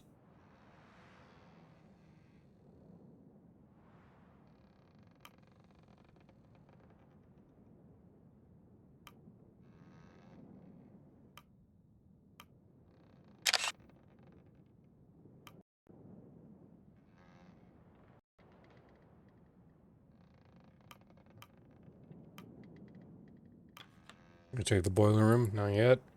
Haven's probably pissed off, I imagine. I'm gonna chat with my brother. Oh, I'm not allowed up. Take some coal. You lift a sack of briquettes.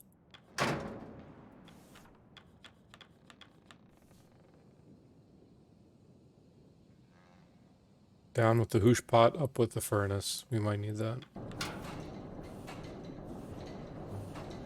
Approach the two men. Aye, I made any errors, I tell you. It's secure, don't you worry. They notice you. Impress the machine spoiler. Am I erupting? Sure you're aware of the situation. What's happening? I'm sure you're aware of the situation. What's happening? I'm ensuring that the boiler was not damaged in the sudden commotion. And I told you if it was, you'd already know. I'm not in the business of making mistakes. I know that if this furnace goes, we go down with it. Yes, but you're only one man, with just a pair of engineers as assistants. Just looking at the number of valves, this seems far too much for you to handle. Maybe your bloody benefactor should have considered that. I've gotten used to it by now. It'll hold, trust me. I will? Well, I will have to, won't I? I don't fancy staying on this ship any longer than necessary. It's imperative we break free from this ice as quick as possible. Hammond eyes you, a grimace on his face. First mate's here, but where's the one who got us into this bloody mess? There's something that Templeton knew. I was informed by one of the stakes that I had just missed him, but I have a suspicion as to where he may be now. We're on a ship, an unmoving one at that. The man cannot simply disappear. If he's anywhere, he'll be in his cabin. When you find him, give him an earful on my behalf.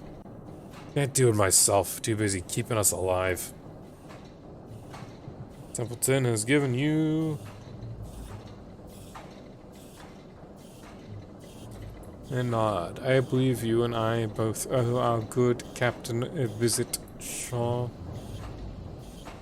Not before we fed the furnace. Mind grabbing some coal for the bunker, Shaw? Or are you afraid of you getting your hands dirty like Mr. Templeton over here?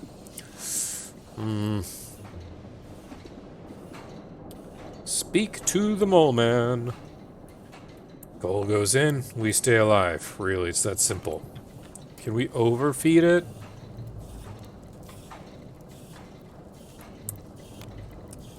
I don't want to. It's gonna waste 10. I'm not going to.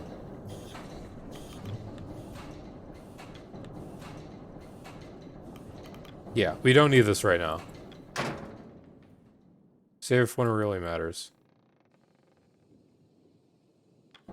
I have to? Oh.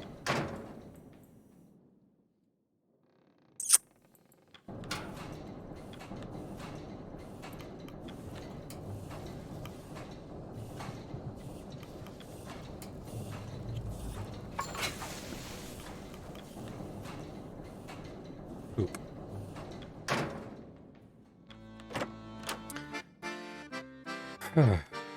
You emerge mid-deck to find the crew readying themselves for dinner.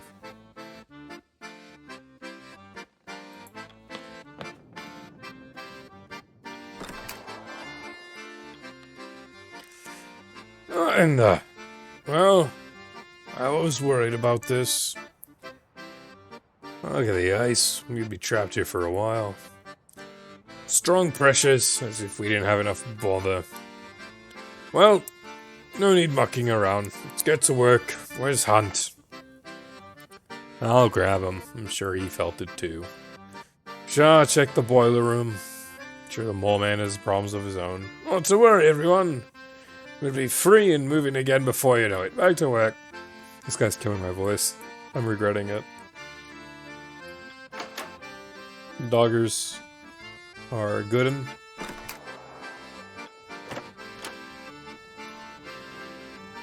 Captain, oh captain, my captain, he's not here, my captain.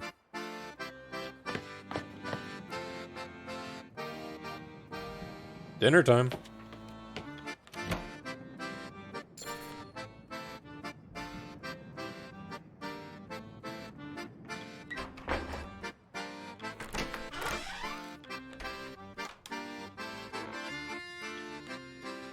That'll be today, Shaw. Leave as is. Save the food for desperate measures. Crew have their meal. Dinner is shared. It is evening time. Crew return to their posts. The hammocks are unfurled in preparation for the evening. You can't help but notice that it's still bright light outside. Didn't see him either. He didn't pass by, but his cabin door was locked when I checked. Slippery bastard. What are you thinking, Hunt?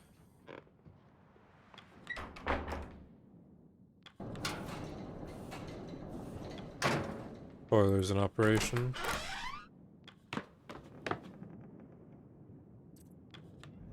No sign of Hunt, I take it. Mr. Templeton passed by, but he wasn't exactly willing to take questions. Quarters are fine.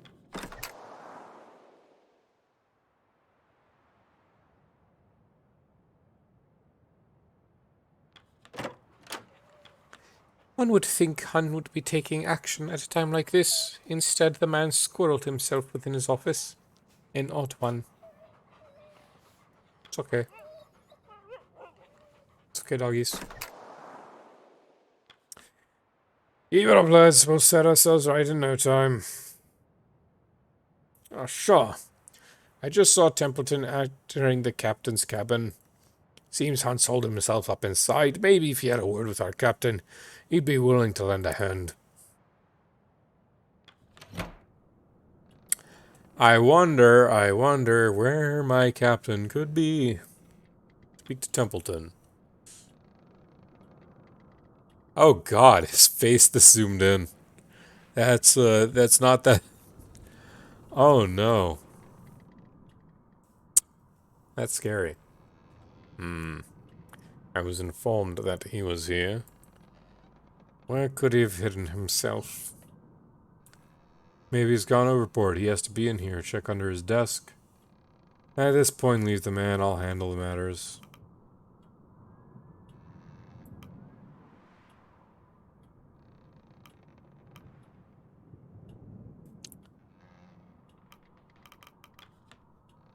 Maybe he's gone overboard. He glares at you. It's not a time to be making jokes, Shaw. Ugh! Captain's laugh rings out from behind the door. Captain watches you both, his head swaying as he chuckles to himself. You're a surprisingly difficult man to get a hold of, Hunt. Seeing that this is your ship. I know it well. Hunt's eyes turn to you. I believe that you two of you are already acquainted. How long have you been drinking? I don't suppose you care to join. Hunt shakes the whiskey bottle as he holds it out, the liquid swashing and spilling from the top. And what of you, Shaw? I can't tempt you with some sweet nectar. Fireworks? Really?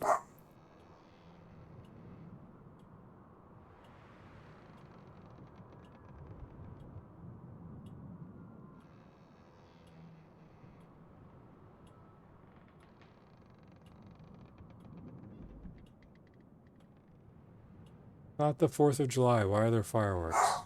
Dang it.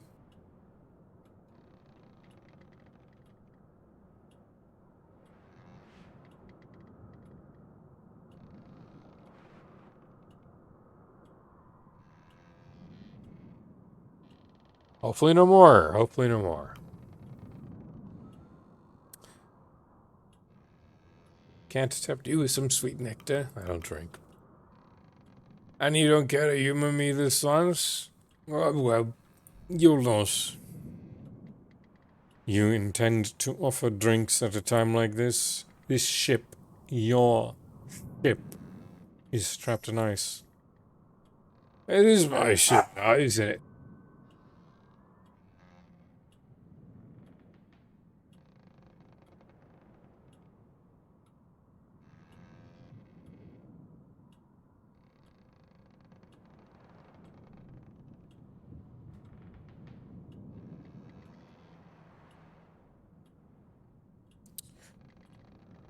Hey, now, come on, I just unmuted. Please don't again. It's my ship now, is it? Oh, what do you expect me to do? Get the shovels out? Could have heeded Kurt's warning. What do you mean this isn't your ship? Oh, did I misread that? I think I did. You could have heeded Kurt's warnings. Kurt. You're still hanging on his word.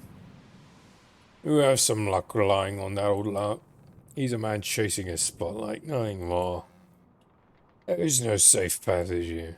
This was always going to happen. Mr. Hunt. Captain. If you're not fit to stand, Captain, you should retire for the night. Shaw will stand in your stead, and we may try this again in the morning. I'm abandoned my duty. No captain you do that. It's a fit captain. Would you agree? Well, Are you sure? You alright? What do you think this makes for a good leader? sobriety for a start.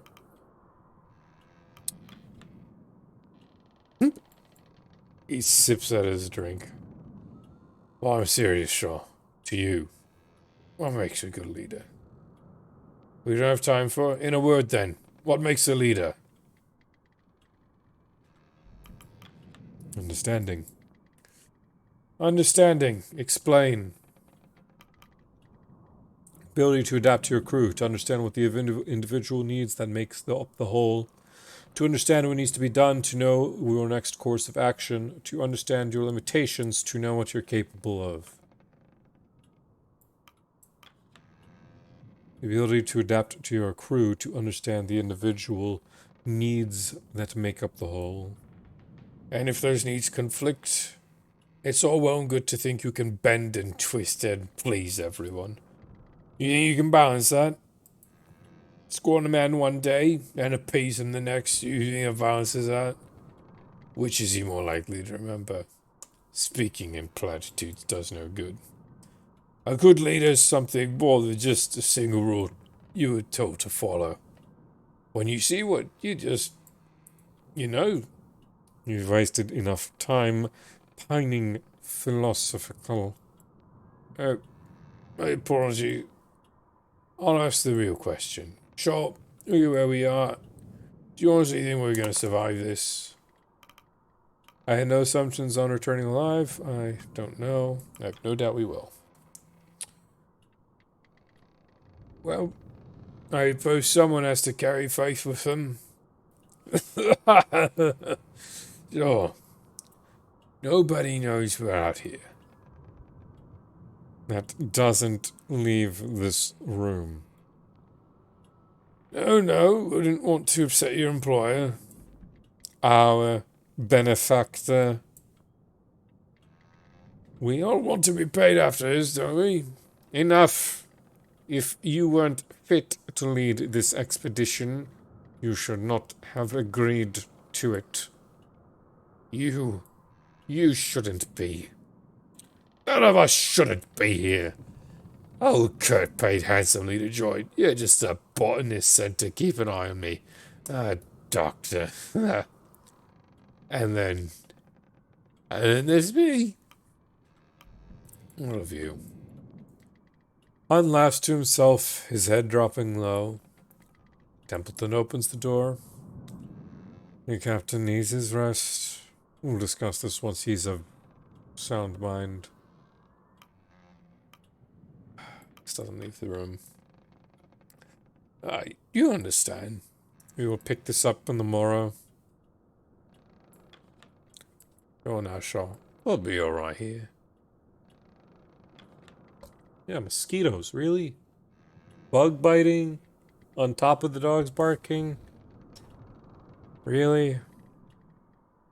Captain appears to have fallen asleep. Still hear that mosquito near me. Why now? Why is every nuisance now when I'm streaming?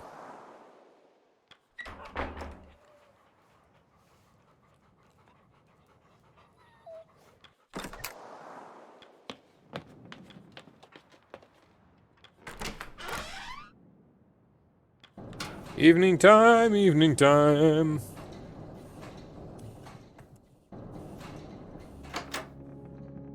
Oh?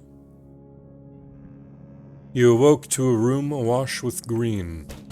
There's a loud banging on your door, and a familiar voice speaks behind Elwood. Ja, are you in there? Sir! What's going on? Why is everything green? Are we sinking? What was that noise? Hammond, what's going on? Why is everything green? Never mind the green. The boiler's in serious trouble. Pump need be manned. We gotta stop the whole system from overheating. I don't have to tell you if the furnace goes, we go. Either way, we don't have a moment to spare. Right, let's move. We need to find the captain. Now.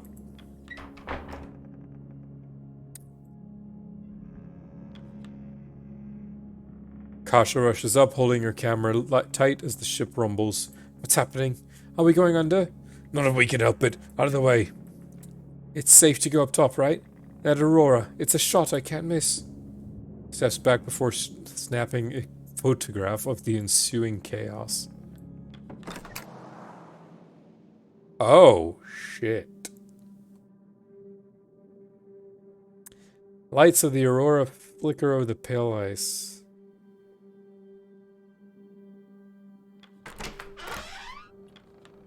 Missing again. Nothing. Nothing.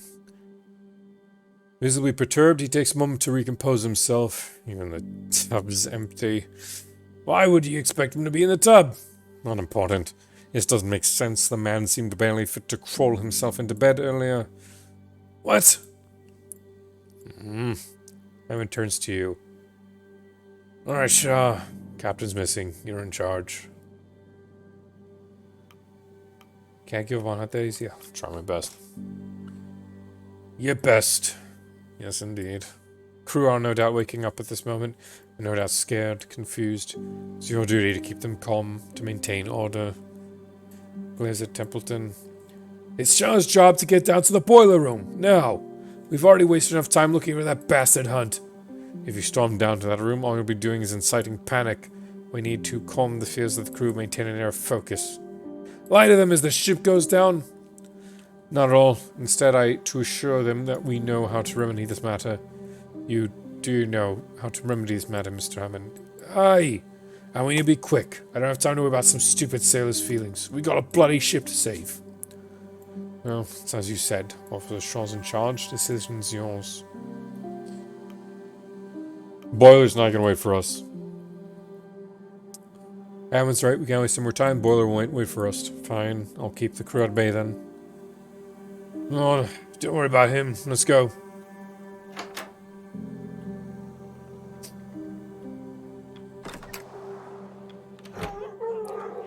Animals are barking furiously at the green that's invaded their territory. Come, Stanberry. What's happening on the ship? Nothing I can't fix. Don't fret. And I shan't stop you, Mr. Hammond. Have you seen the captain? I've been resigned to this room, and I'll have this to stay as such. Lest you wish to add a frightened kennel to your problems. Okay.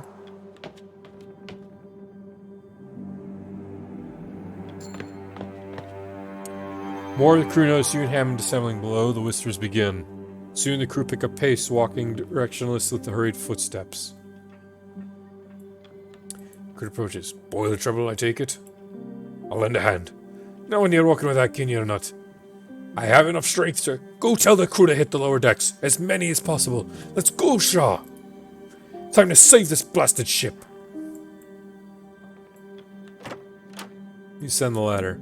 You can see the brothers trying to open the door to the hold. Where are you two headed? Boiler. Can you help us? The metal door unsticks. Grimly looks to you before darting off in the dark. Where's that bloody idiot running off to? To sound the alarm! Bloody hells! Let's get moving! Enter the boiler room. As you enter, Hammond's engineering team are hard at work. The larger of the two engineers loses grip of their valve as steam begins to shoot out, causing Hammond to dash forward. Watch it! Hammond tackles the engineer to the ground, saving from a nasty steam burn. Made it just in time. Oh, so Chief. Keep the valves pumping. We need to avoid a water hammer or we won't be making it off the ship. Shaw, rest of the crew on here. Grab a valve and start turning. +3 available crew. Grab a valve and begin turning, trying all you can to keep the water at bay. Pump! Feel the ache in your muscles. You continue to push the valve, keeping the pressure at bay.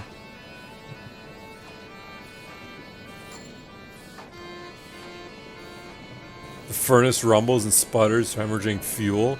You keep turning, do the best you can to keep the pressure at bay. We've been at this for hours. Shit! Where's the rest of the crew? 5 available crew. Thank fuck. Sorry, language. Bro, Furnace rumbles and sputters. get me, Cole! Turn those valves! Get the fucking call! I said language again.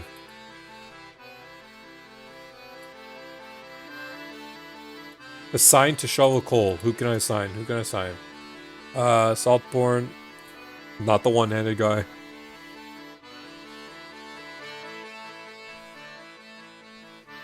Age, Saltborn. I don't want an all guy. I don't want to just. I only have sailors. Okay. Tolson, you're on duty. We need more fuel than this. June, you're on duty. 2 of you. They get to work. Be the furnace.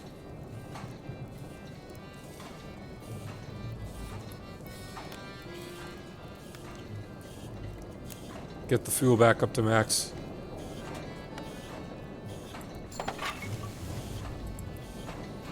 Valve.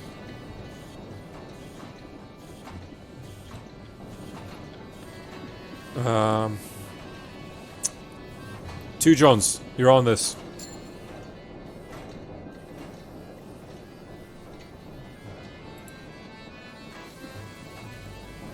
This valve, don't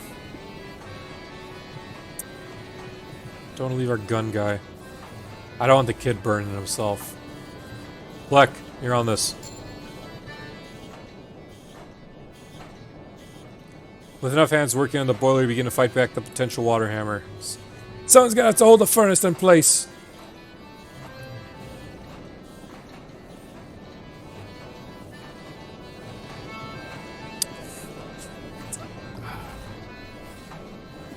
Why don't I volunteer myself?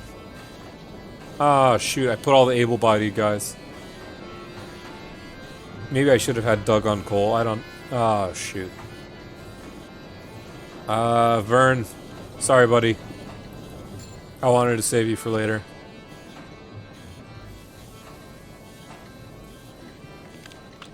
The room shakes. Water hammer! A jet of steam paints Sheridan. It subsides as they writhe in agony. Oh no.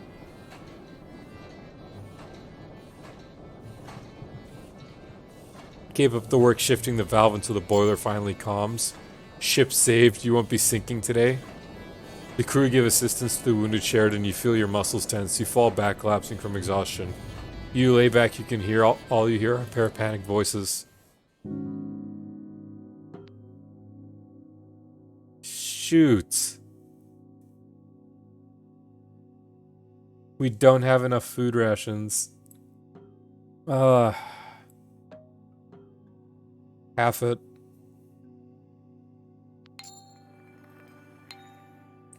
The Temperance is saved from sinking. The Aurora passes, leaving only the bright light and white.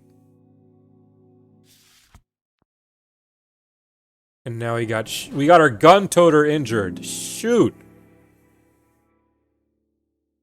Week 4, 1 week at the Temperance. Minus 50 decorum.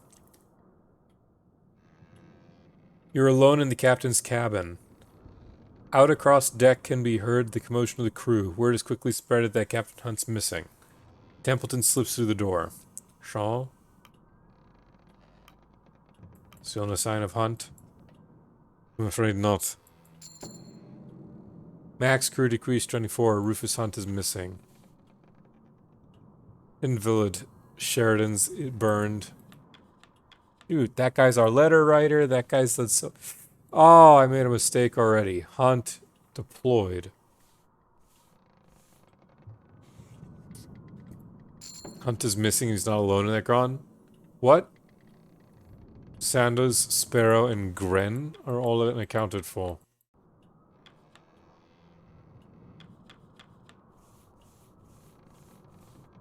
Sanders, Sarah, and Gren.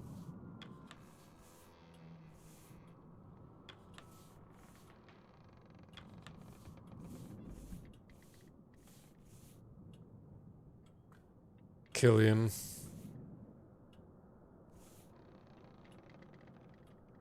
The old guard. All ice savvy, too.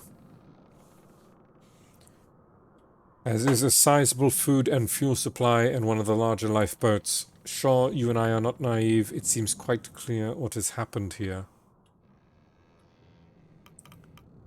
Yes, but why would Hunt abandon us? That is a question I cannot answer. I doubt we'll know at this stage. The former captain is no longer with us. You understand what this means, Shaw?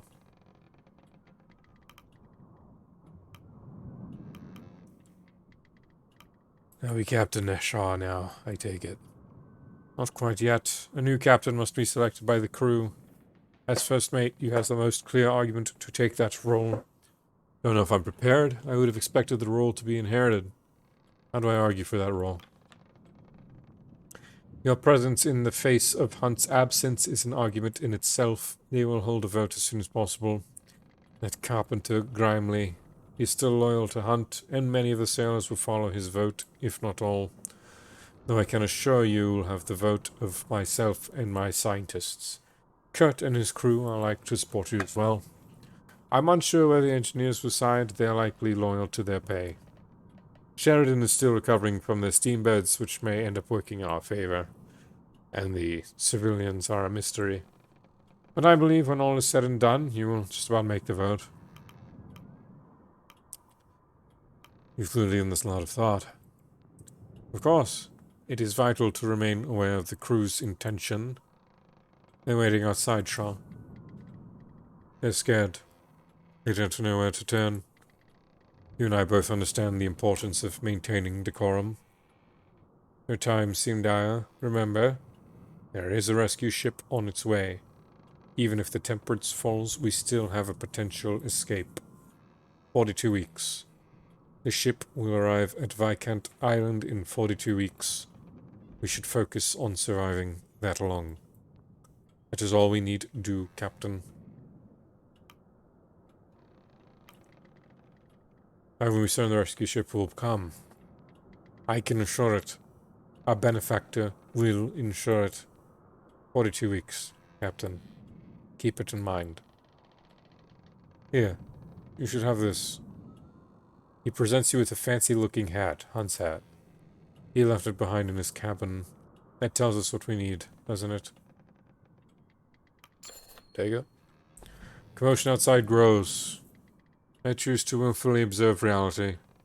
I suggest you do the same, Captain. Scientist refrains for a moment.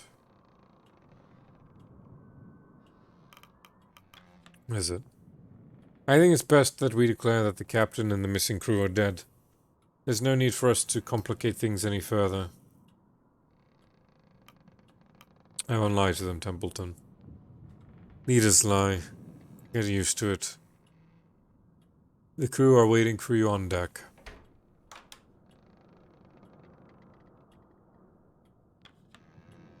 Hunt's ledger's gone. Last place you saw Captain Hunt. Still some frozen drops of whiskey. That cold, huh?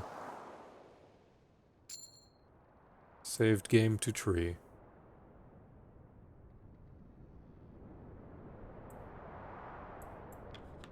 Surprised we're not having this below deck. Beautiful picture, though.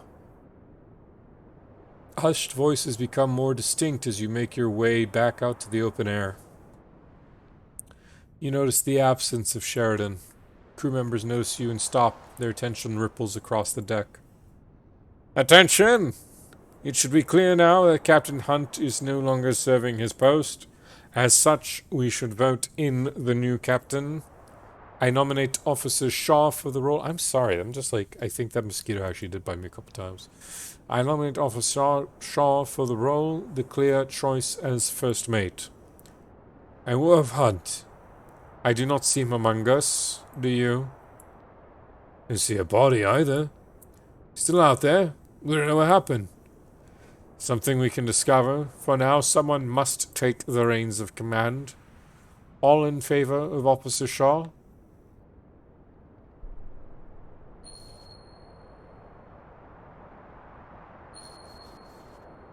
Scientists loyal to me. Kurt Darling, loyal to me. Entrepreneurs loyal to me. Junior! Junior! Oh no. Engineers?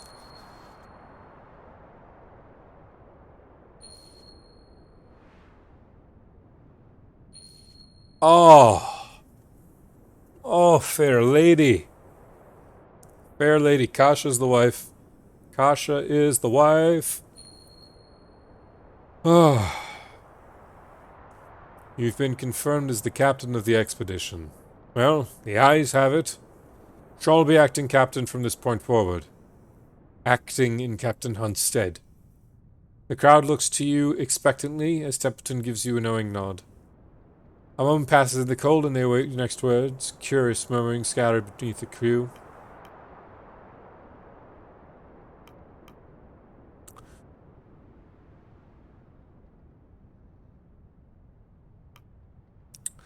To those who don't know me, I'm Robin Shaw. As they look at you, it's not long before their obvious questions spill from a crew member's mouth. Where's Captain Hunt? It's unclear at the moment. Templeton, Captain Hunt's dead! The crowd immediately cuts to silence. They look to Templeton, some back to you after.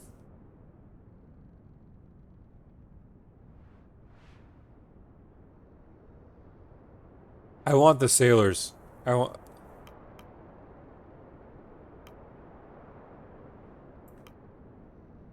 the sailors' approval. Because if he comes back, those sailors are going to actively go against us. And I'm sorry, like, the sailors matter more than Templeton and the science team. He's not dead, he abandoned us. The deserter took 6 crew and one of our lifeboats with him. Murmurs shoot through the crowd. We have any bodies, Mr. Templeton? He'll be dead before the week's out, regardless of the matters behind us. Do we have any bodies, Mr. Templeton? No. I know you're all scared. As long as we keep our wits, there's no reason we can't survive this. Does anybody take issue with me taking the charge? I know you're all scared. You'd be a fool not to be.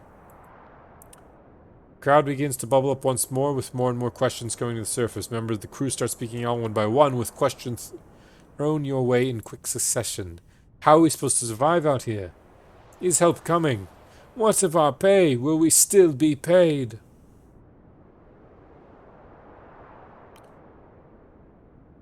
Our immediate priority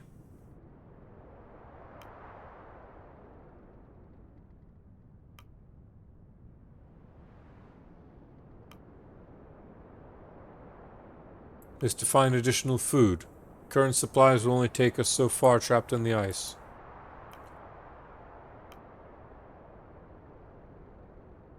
I know this isn't what we signed up for. Stick with me and I will see us through. What if those lost, Captain?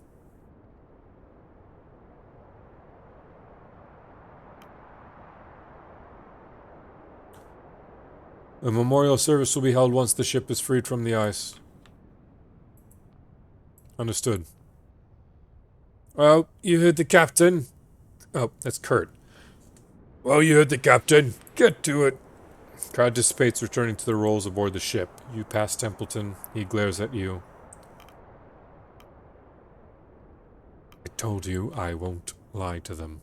If we can't be honest with each other, what chance do we have? I hope you're right. Morning.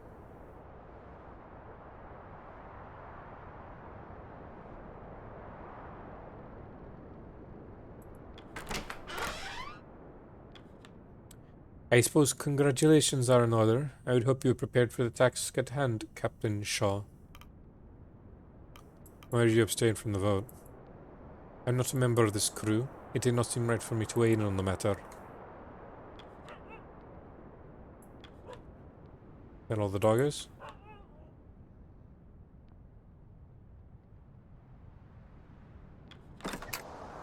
Sorry, message.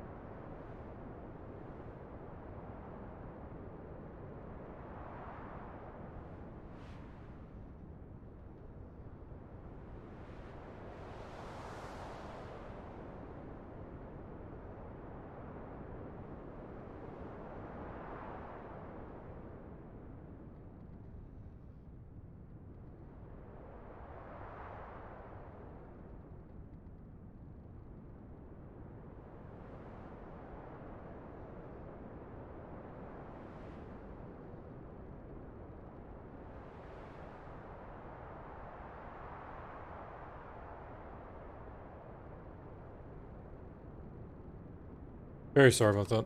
Alright.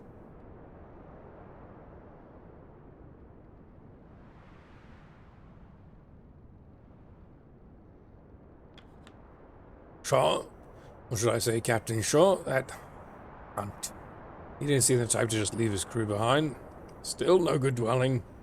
I have confidence you'll take the mantle well. If you're counting on me, I don't intend to disappoint. As the spirit, we need some optimism at times like this. If the captain is faith, so too will the crew.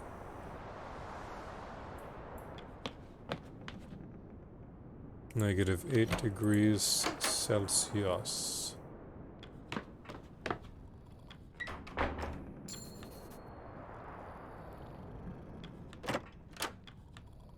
What will be today? Feed the hoosh pot. We need foods up.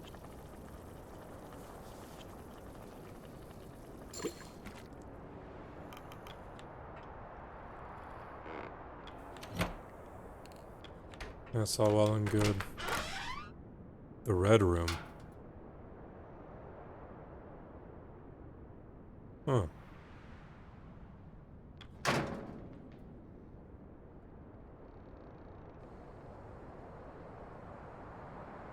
What's all this?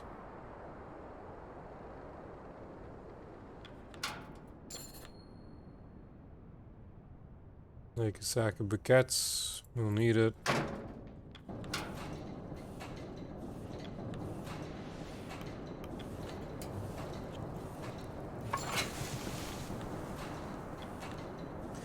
Captain, now are we? As long as you're on my way when more than Hunt was, I'm happy. How's the boiler keeping? Well, we're not dying, so that's a relief. Don't know how well the furnace is gonna hold. I'll keep her going as long as you're not distracting me. Still can't do anything there, no.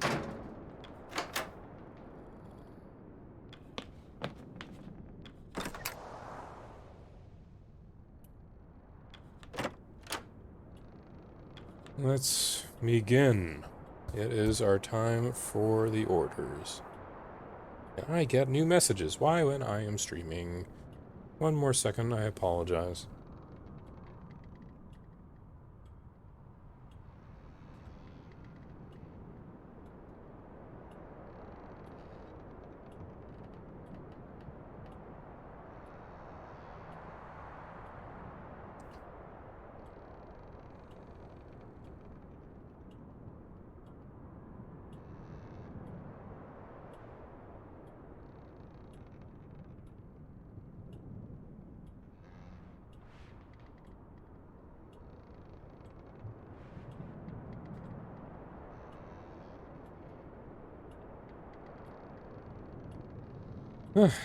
Hey.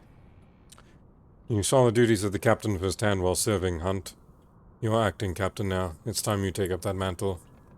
A line's already forming at the door. No surprise, given the circumstance. Take them as you may, Captain.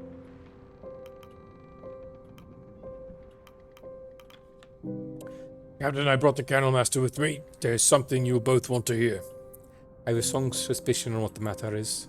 I was planning to speak on the captain with it myself. Fortunate happenstance, then. Captain, I know these conditions well. I've seen them before. Any idea of the Temperance being freed from the ice soon is a pipe dream. We need to press on. We need to become aware of our new environment. Trust me, Captain. You'll be living off of it for quite some time.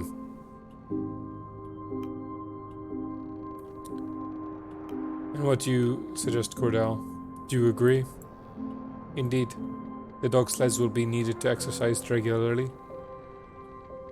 And there's no better way than to engage them in hunting. We're quite lucky despite the circumstances. Now's peak time for hunting and navigation. And navigation? Traversing the ice may be a possibility in the future. We need to be prepared for that. If we're to survive out here, we need to know what lies ahead. These are uncharted territories, Captain. We have no idea where we are. Your current rations are not set to last forever either. Others could help. Send any hunting party to me, as you please. My dogs and I will ensure their survival. Same sentiment for myself and any scouting teams. If you wish the great unknowns to be braved and charted, I'm your man.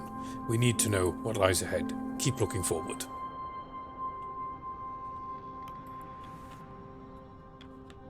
Alright. I want to have the kid do anything that doesn't put him in danger, if it comes to. Saving that boiler was the only start of our troubles. Have you seen the state of the bloody ship? Certainly seen better days. We need to stockpile as much food as we can. If the furnace runs out by the end of the week, we die. If we spend too long on the ship, we die. If we don't stockpile enough fuel for the winter, We die. aye. Give me some coal. Get it in the furnace. I'm afraid he's not wrong. The coal bunk is our only source of fuel for the time being. Until we can procure alternatives, we shall assign crew to shoveling whenever possible. Sure. The ice looks unbudging, doesn't it? It would seem that way, yes. Crew seem to think so. I think if we don't intervene, the Temperance will never get freed. If you're suggesting breaking the ice, I can assure you it won't work. I'm not. They are. No intervention is going to break up the ice enough to free the ship. Putting others to work on that is simply a waste of manpower. I may be. They're scared though.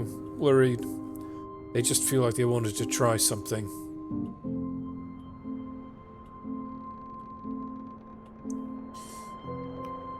If we'll raise spirits, it's worth the attempt.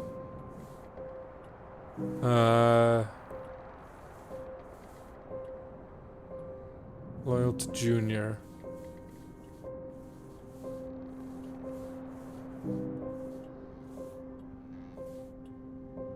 Which one was Junior again?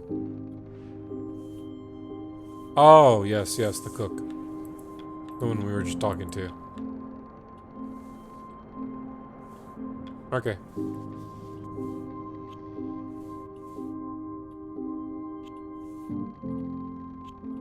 I'll have him work close to the ship.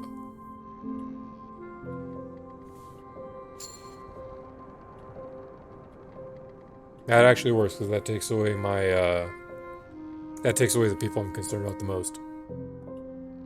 Agreed. I'll see you for dinner, Captain. Don't forget the hoosh pot needs to be fed.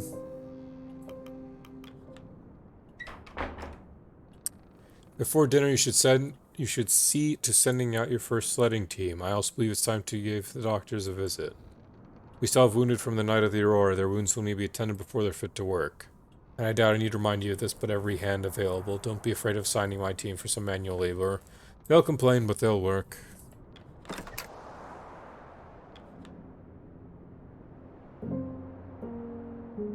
I assume these are directions we can inspect.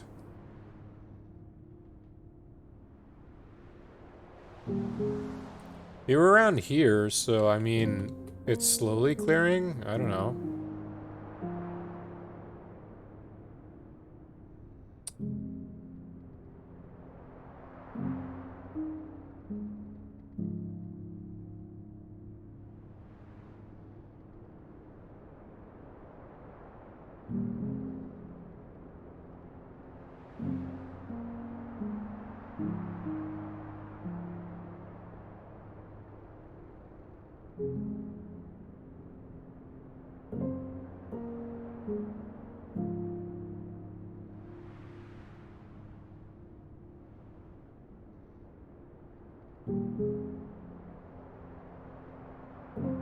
I wrote down that I don't like that. We can't press escape or something. Or R. R for return. When we press R for return. I think I would like that. Alright, calm nerves time. You did seem familiar. I finally placed you. You have you? Yes, I remember seeing you compete. Soren Kiliper, you are quite the gymnast. I was surprised to see you in this line of work. Not too many gymnasts carry long careers. You did quite well when I saw you at the Summer Games. I recall you placed. I don't recall winning. Can't believe Hunt's gone. What's happened? Who knows? He was a drunk. Whatever he's thinking, he definitely wasn't in the right mind. What about Smurf and COVID and Joe? Who knows? COVID owed me 5 goes. I don't think you'll be seeing you anytime soon. Let's look at the map. Oh, what about assigning them?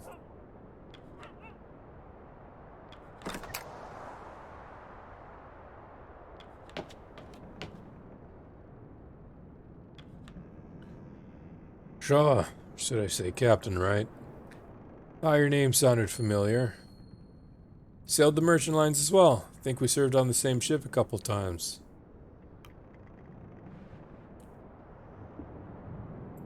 Good to see a fellow merchant veteran among the crew. Aye, you know the struggle as well, huh? Shame we never fully crossed paths. Still, small world. Good luck, Shaw. Do I have like a cover? I do not. Oh, I probably do. I wonder if I can offer it to someone. Doctor. The doctor? You enter the ship's infirmary. Your presence seems to startle the young man inside, the rattle of dropped forceps ringing through the room. Oh, goodness, it's you. Captain now, isn't it? Captain Robin Shaw, it's good to meet you. Dr. Arthur, Nutley. Dr. Arthur Nutley. It's good to meet you, Arthur. Nutley gives a weak smile. Thank you. It's good to properly meet you. I suppose I seem a little scatterbrained at the moment. It isn't the norm. Recent circumstances have been trying, and the inclination towards seasickness is not helping. Sheridan, the steam burns they suffered from the furnace are severe. If you let me take a look, I can do my best to alleviate their pain. You haven't experienced something like this? Well, I've read extensively on the matter, but as far as first-hand experience goes, well, no, this is my first encounter. At this point, all we can do is wait. Nutley lets out a nervous cough. Captain Hunt, he Do you think he might be out there? There's a chance, however slim. Right. Perhaps we'll run into him again. Yeah. No, it's ridiculous. Never mind. Apologies, I'm rambling. I suppose you wanted an update on the crew. Wouldn't be faring well, things considered. A report would be nice. Is that noise from... Oh, okay, sorry. Couldn't tell if there was a noise in the game or in the thing or not. A report would be nice. Mostly scrapes and scuffs. As for the dogs, you're better asking... Kennel Master. You mean Cordell? Yes, Cordell. I haven't taken well to the dogs. I'm unsure how to carry myself amidst most people, and animals are more quick to judge, and Cordell herself is harsher still. But you can rely on me for my human medical issues. And he pauses for a moment. Is everything good? I mean, someone coming to rescue us. I won't lie, we're in a difficult situation. I'm going to need your help. Then you can count on my help. He keeps his head low. I can take a look at the injured now, medbay.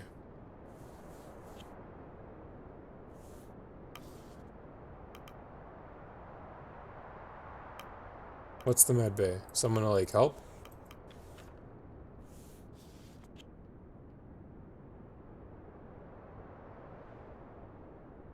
He uses fuel. Well, we need him.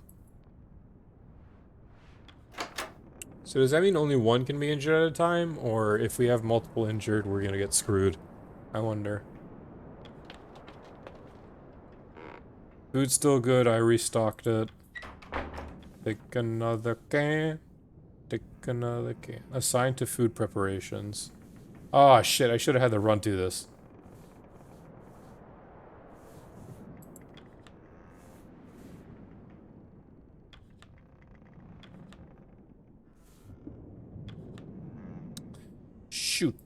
Shoot. I want to leave the scouts for outside. I'm sorry, Mrs. Gloss. I'm really sorry. Okay, she didn't take a complaint, at least. She did not take it to complaint. Good for you, Mrs. Gloss.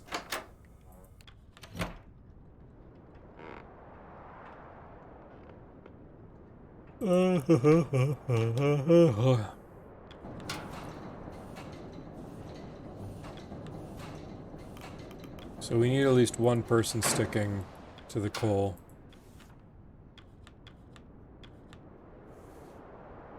John... Coal's what worries me the most. So John and... Actually, no, let's have these two. There we go.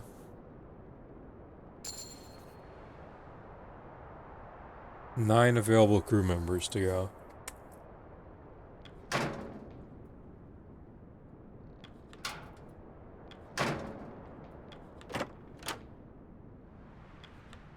Officer, Captain Shaw.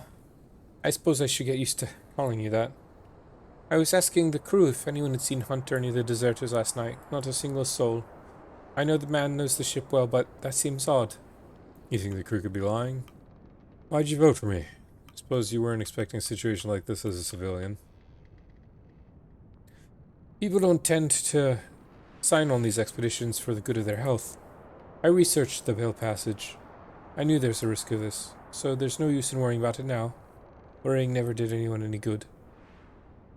Oh no, I wanted to ask multiple questions. Shoot. So do I assign teams for the thing after?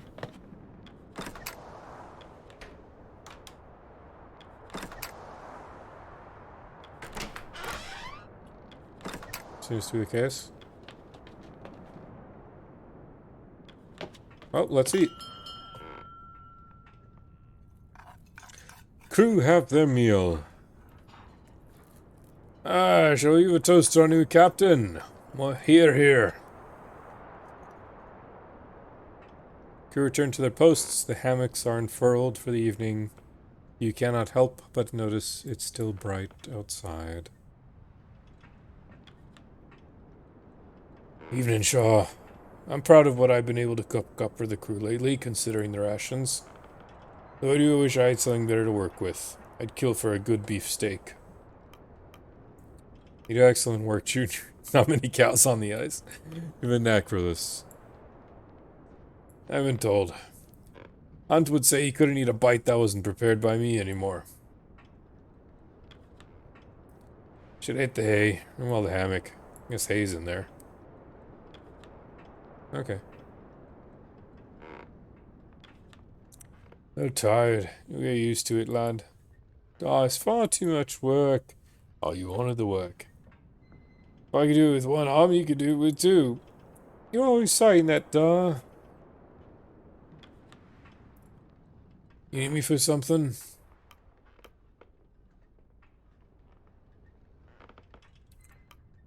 Tell me about Hunt. It's none of your business. Stares at you before nodding to his hammock. You're a tall one, aren't you? Oh, thanks for noticing. Been some big time since I was 15. Ever considered doing films? You've the stature for it. Oh, I can't act. Acting's not a part of it. You stand there, you cut a nice silhouette, and you could be a star. Sounds awfully easy, doesn't it? Can be.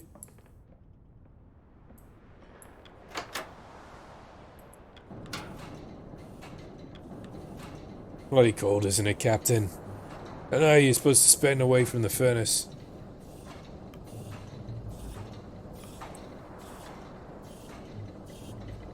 It'd be even colder without your work, Hammond. I know.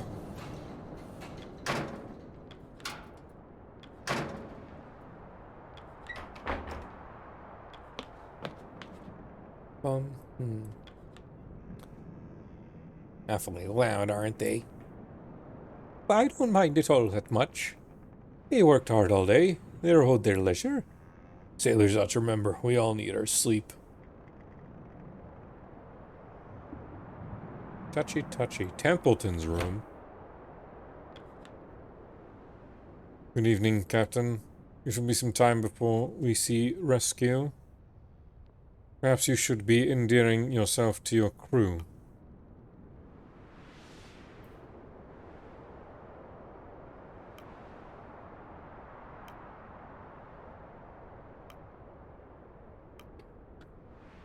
I'd like to know more of you. You needn't do that. I'd prefer to continue with our work. Fostering personal relationship is not a concern. Ah. No Templeton route. I'm sad. I am sad indeed. Wait, was there another room? Kurt's room. Gosh. Evening, Shaw. Cold one, isn't it?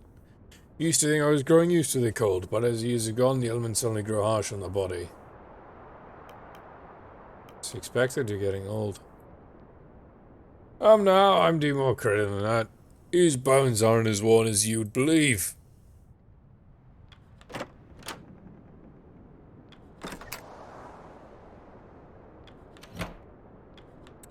Captain Shaw, I presume you're here to see the dogs? Actually, I was checking on you. You're not with the others. Of course I'm not. Do you often expect others to leave their post? I understand you do not expect this role, but you're the captain regardless. Surely you understand a sense of duty. Captain Shaw, you recall my conditions with Hunt, do you not? Like it was yesterday. My demand was that I work here, with the dogs. Your people may need help with the sleds, but they're not my responsibility. They're not my people. I am holding up my promise with Hunt. I do not intend to join your crew. The dog besides her bark.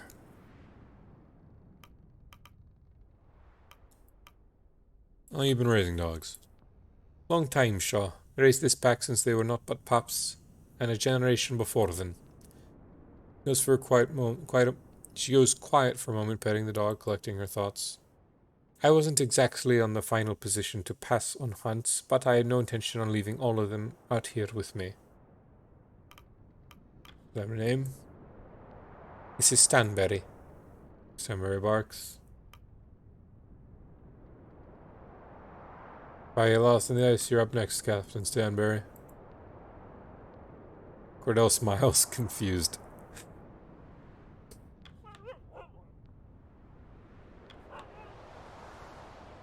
You're gonna make me hate this, aren't you?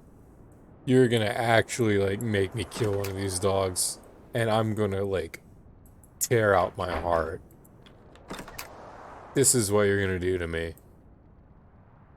And I will not stand for this free evening.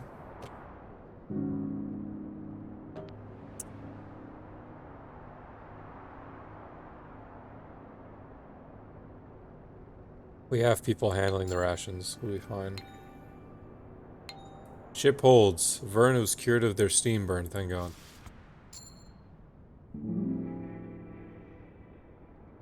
Week 5. I think they said that goes up to week 6, so almost there.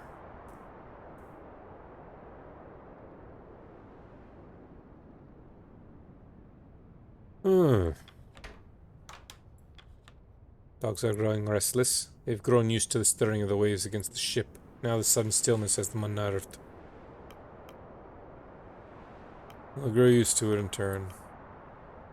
They're temperamental creatures. No more temperamental than ourselves, Captain.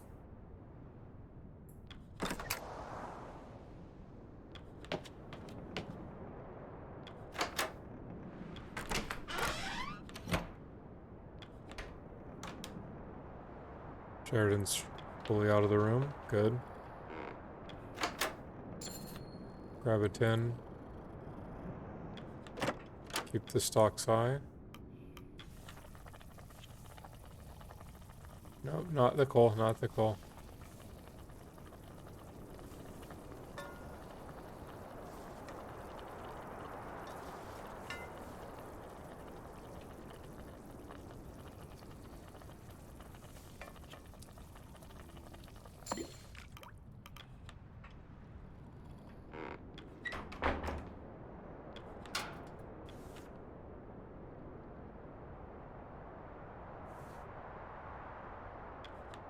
Keep the coal shoveling.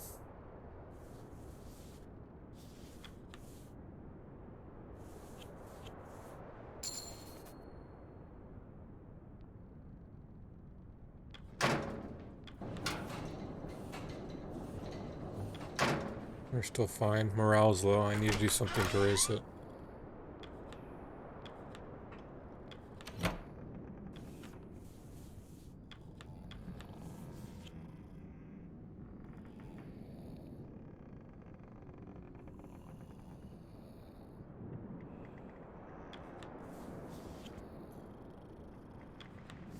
Hey now.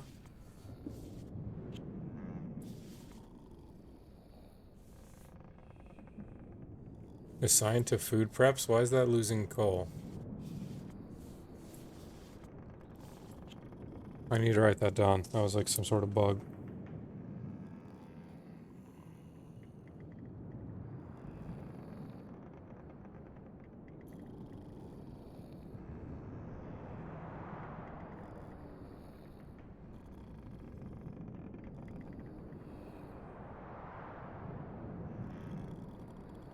When assigning food prep, sometimes lowered fuel. Let's have the glosses work on this together.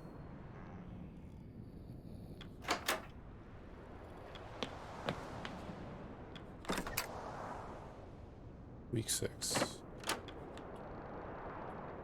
So I assume now we're truly in like the focus. John Templeton, word back from the attempts at freeing the ship. Is that report necessary? Well, as you can see, we're not moving.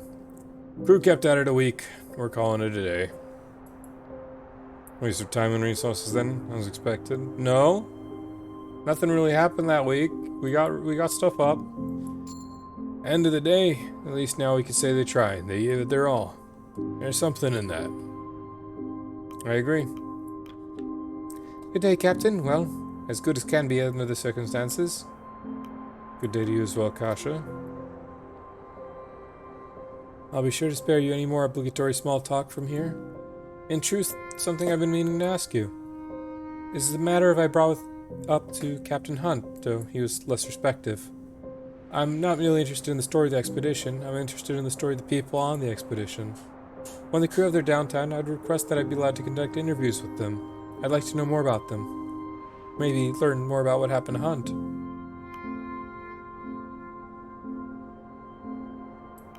Yeah, I don't have an issue. She's literally the one person that can do that, in my regard.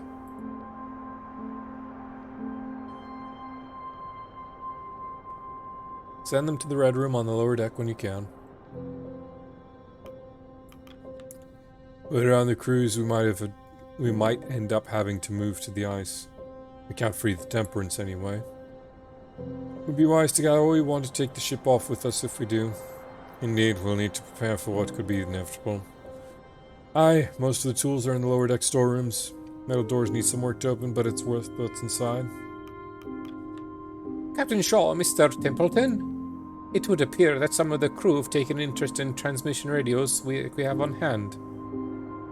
It's likely many are the first time seeing this technology. And they have odd ideas of what they're capable of. They believe another ship may pick us up if we monitor them. Ridiculous. They do not have the range to pick up another, not out here. I said as much, but they remembered we spent the night monitoring them regardless. Even sent me to run the concept by you. No, it's fine. Go for it. We only need one person watching it. Hey now. God dang these dogs. Runt. Listen to him. Must be science? Shoot. Oh god, Andre's gonna hate me. He already hates me. Hey now, come on.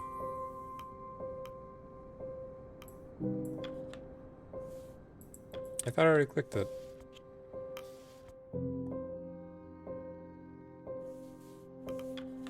What the heck's going on here?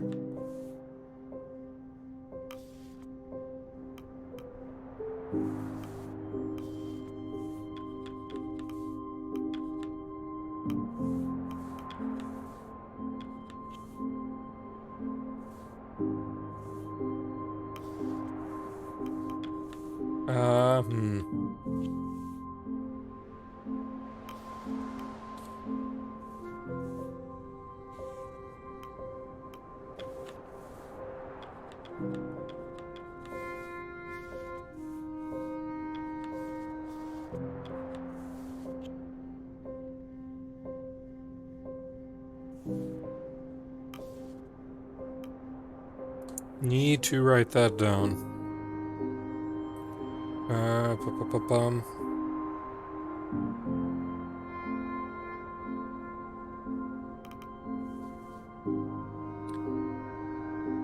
Loss asking for scientist by the radio.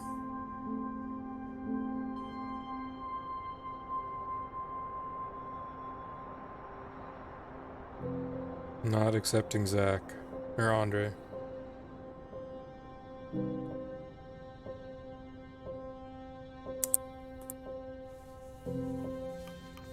Let's try one more time. Confirm orders.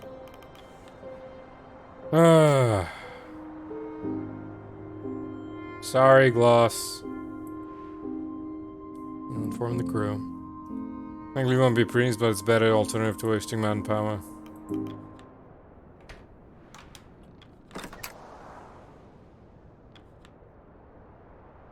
Feel that air. Nothing better than a cold wind to keep you awake. You know Duck, Yorick the Third. How many hours of sleep do you get a night? Well, on second thought, better not hearing it. You already know it's not enough.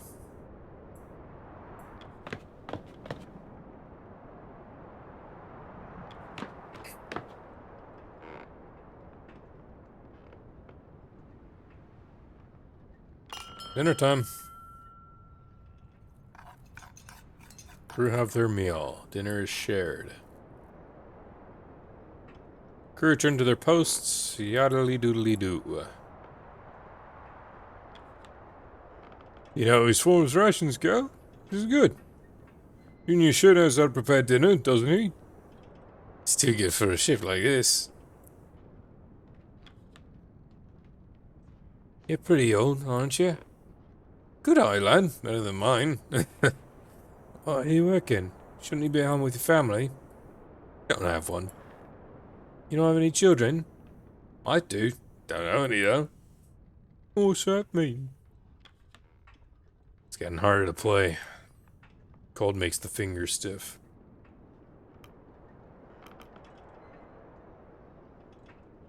Try playing closer to the furnace? Not the same. Besides, having to just throw the accordion in. Well, the same tonight. We'll have to get used to it. Not much you can do with the ice. We'll figure out something to do, won't we? Guess we'll have to. Good evening, Captain. I was growing used to sleeping on a moving ship before we became trapped in the ice, you know. Now I think I won't have a good night's sleep till we return to the land. I think that's something we can all look forward to. Good motivation, then. I know a hot bath and a warm bed are our first order of business when we return to land. I may stay bundled up for 7 days. Truly savored it. Kasha's the wife, dude. Oop. Not going to get any gripes around here, are we? No. Could use my hands. Hammond's worth 5 men, but even then. Speak with Hammond. You ever get the feeling you're being watched, Shaw? Couldn't shake the feeling that there's a pair of eyes on me while I'm working.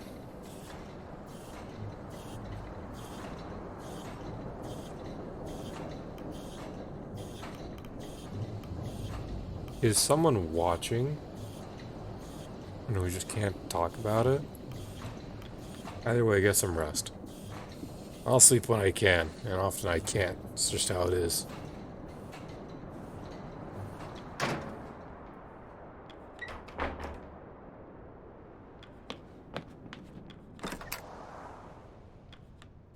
Captain, what? I feel now is as good as time to review any of the wording in our contracts. You do remember what was written in yours? Or is that relevant now?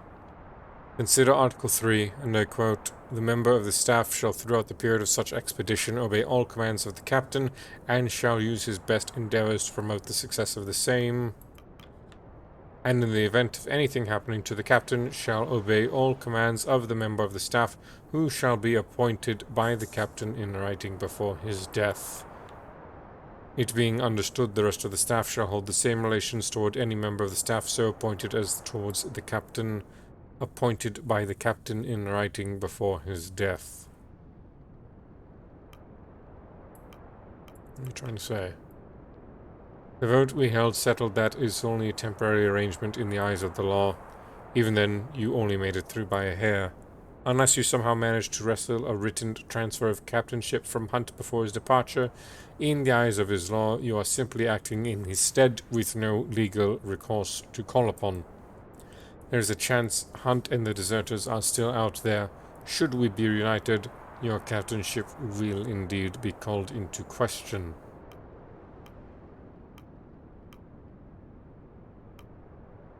I see no issue in that. Wouldn't it be good to have our captain back? You saw Hunt in his final moments with us. Do you trust that man to lead on the ice? The loyalty of the crew means everything. Get them on your side, Shaw. Keep them on your side. See, thank you for bringing this to my attention. Remember my words, Shaw. I suggest you start with the Stoke brothers. It seems they speak for many of the sailors. Kurt at the bow. Measuring for any changes in the temperature. Still fast, shows no signs of change. Notices you and gives you a wave. Now we'll be moving anytime soon, Captain. Of course, sometimes you never know with the ice. Should get some rest. I'll let you know if anything happens. Then you get some for yourself. I will. Oh, we have to be alert. In my experience, changes come fast. Take care, Captain.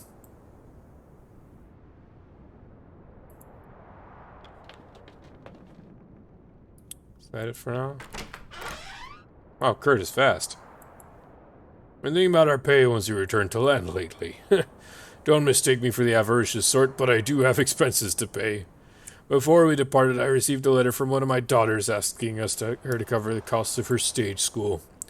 Be ashamed to promise a luxury only to retract it, don't you think? I wasn't aware you had a daughter. 2, in fact. Both with the first wife. Okay. More Templeton time. If you find yourself stricken with boredom, I do have a book I'd recommend. Textbook on different classes of wildflowers. I find them scintillating. The topic is more interesting than it may seem, I assure you. Topic that fascinates you? Well, it is my area of expertise. Let's retire for the evening.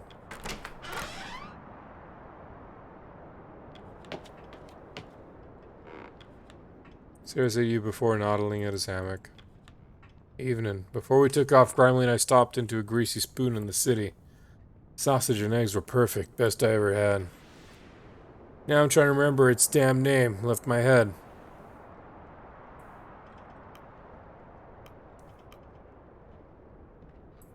It was like by the docks. Look around when you return, you'll find it.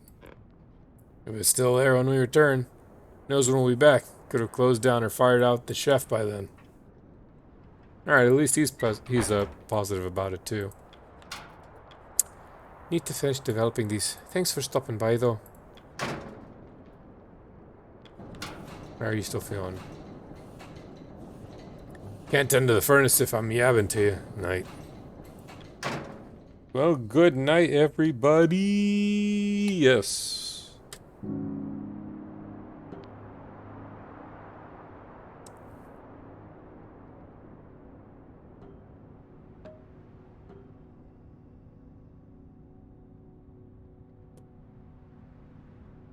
think it's time. Quorum's at half. We need to do something that can raise it up. Week 6. I think week 6 was the final week, actually, for the demo. So we shall see what developments occur.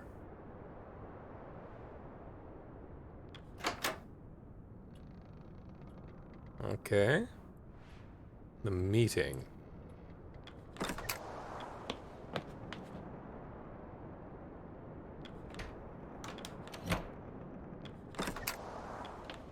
Excuse me. Anyone injured? No one.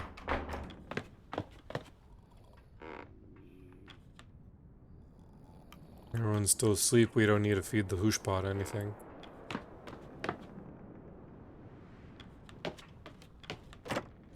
Go down.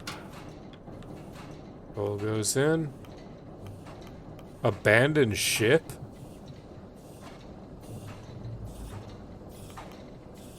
What on earth? I'm not pressing that.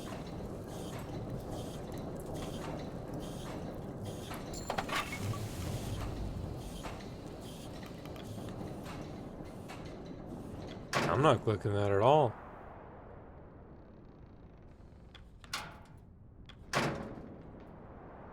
Negative 13 degrees Celsius.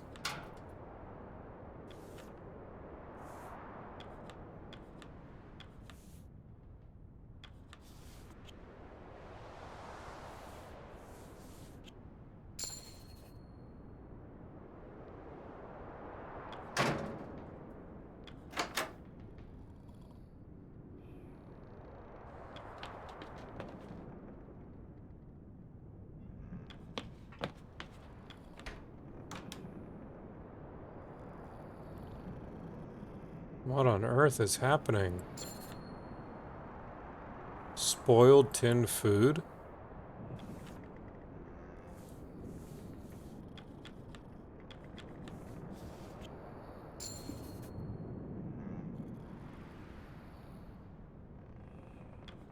Good thing I cut the ration in half, honestly.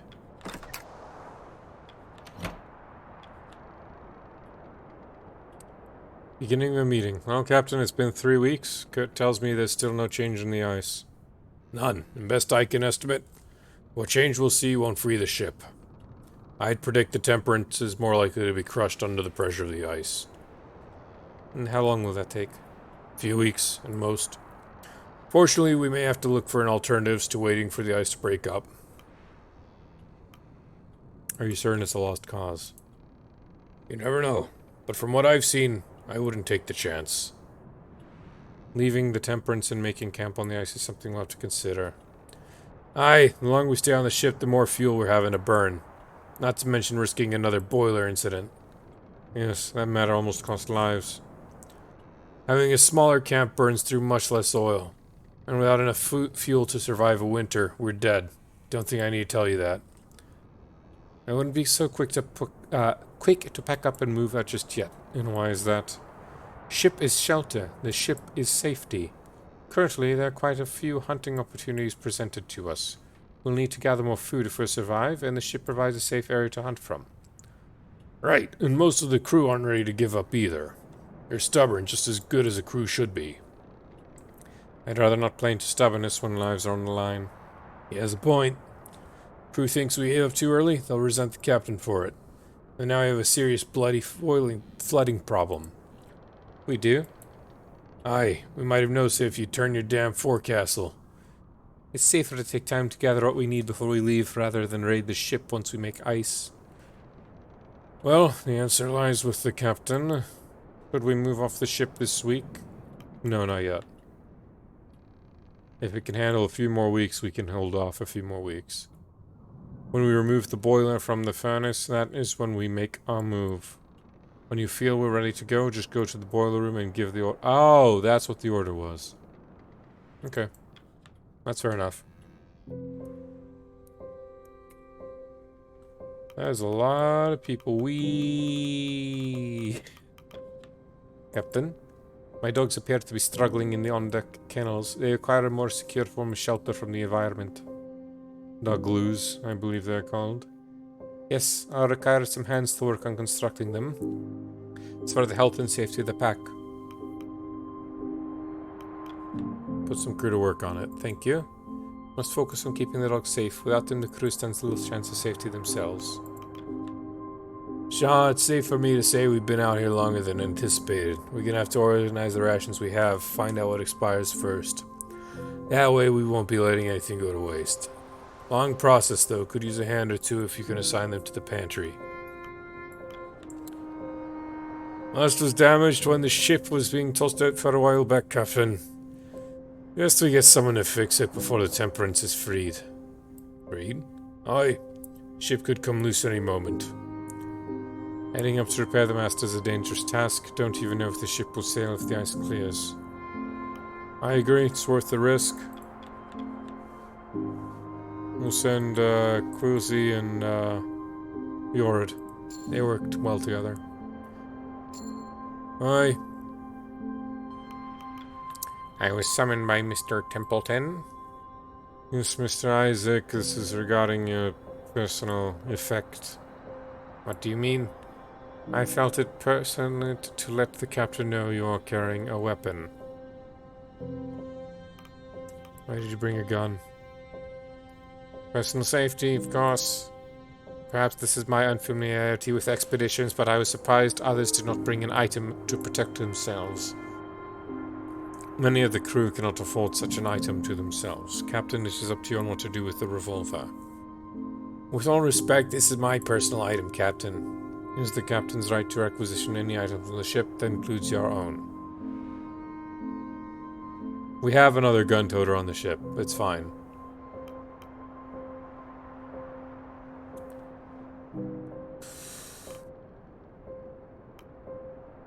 In the hands of Cordell for the hunts. Very well, Captain. I understand. We would do well to avoid creating an imbalance of power among the crew. I doubt the sailors would take too kindly to such a thing. Okay, good. I'm glad he wasn't. That gives me some points to the character. I'm glad I wasn't a stickler about it. Shaw, there's a rumor going around among the crew. They're saying the ship's haunted by the ghost of Captain Hunt. What ridiculous tripe. Aye, would you want to put stop to it? -10? Must be on the lookout for his ghost then. -20? Oh no. Shit, I forgot his Shaw. Head to the boiler when you finish the abandoned ship. I suggest we do sooner rather than later.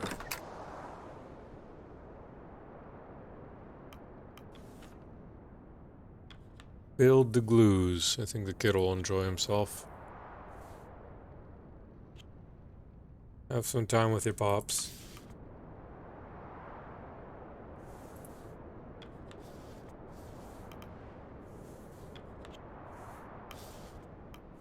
Build the glue's not working again.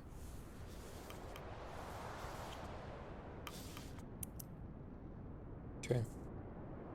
Build the glue's not working.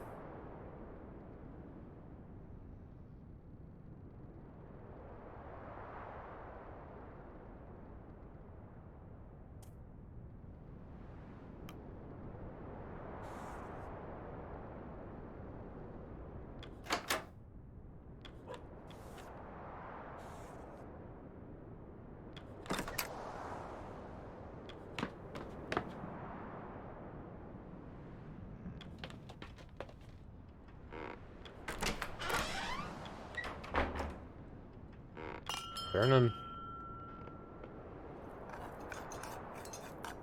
Crew have their meal. Crew return to their posts, still bright. I swear when that hook came swinging, Captain Hunt had to pull me down. This was 5, 6 years ago. No clue what I was doing. Both of us nearly lost an eye that day. Same expedition, Ward lost his arm. Half the time I don't think Hunt knew what he was doing then either.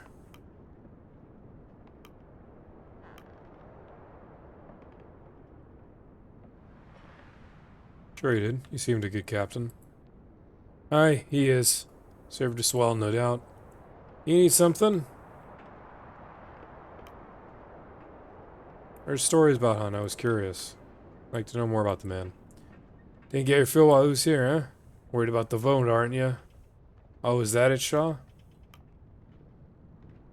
I don't care about that. I'm genuinely checking in. Are you now? Alright, let's leave it at that, Grimely. Nice of you to check in, Shaw, but I think it's time crew called it a night. Nah. Grimely locks off. This crew is awfully fond of Hunt. Is.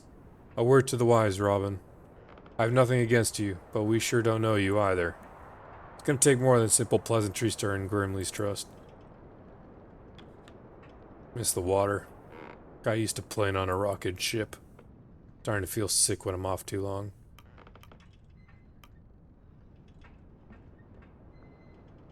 Miss myself. Nothing like it. You get it. Don't like stillness. I like feeling like I'm going somewhere. Captain? On evenings like this, my good friend Caroline and I would often play chess by the fireside. Makes me wish I brought a board with me. Would have made for some light entertainment. Shame you didn't. I would have enjoyed myself. Indeed. Well, we can't turn back time, can we? Just have to make do with what we have. Perhaps Mr. Templeton brought something along? He seems the jigsaw puzzle sort. No, but he's got wildflowers. He like that. I'm sure. Maybe.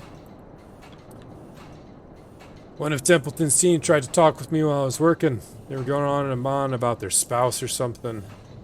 I ended up telling them to f off. I think they got the message.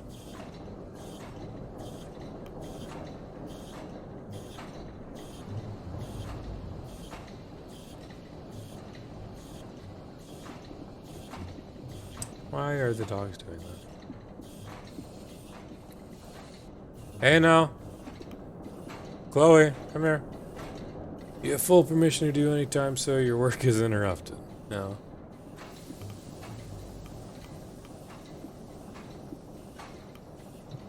Oh, come off it. Are you married now? Are you married yourself? Do I look married to you?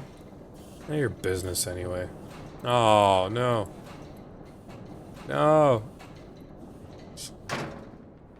I like him when he gets stuff done. Eee.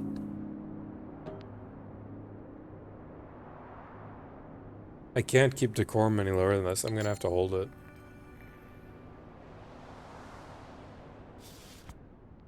Start the next week. Week 7. We're going on 7 weeks.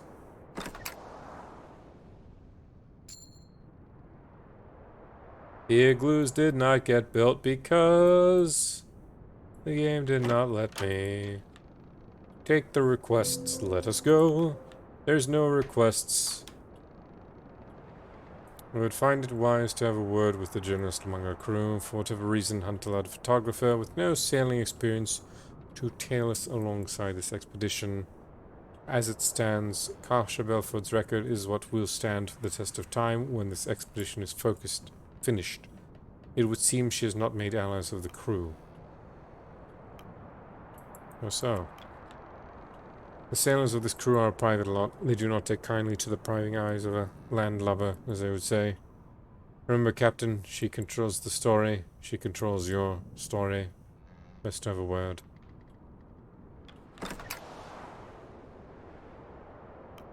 I want to build the digloos, but you won't let me.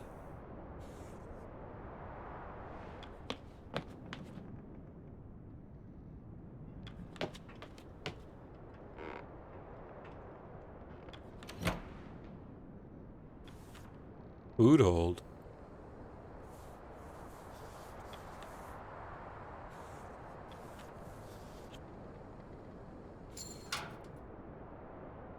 You and Run Star charge into the room. It's full of food and ale. The water flowing in behind you. You have time to grab 1 items. I might go for the ale just because we need to stay warm. Ready to warm bellies or else spirits. Room's flooded, rendering the rest of the items useless. The science hold.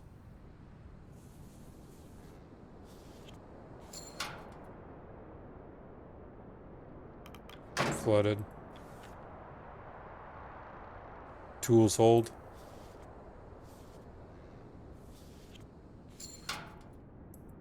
Full of various tools and specialist equipment. With the water flooding in from behind, you have time to grab 2 items.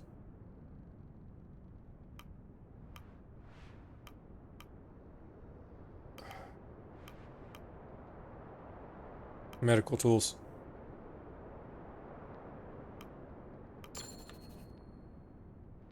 Enough time to grab 1 more item. Increase capacity of either the thush pot or the furnace. Extract timber and use it for repairs. Pressure ridges and protect against injury attempting to traverse them. Yeah, let's stop injuries before they happen.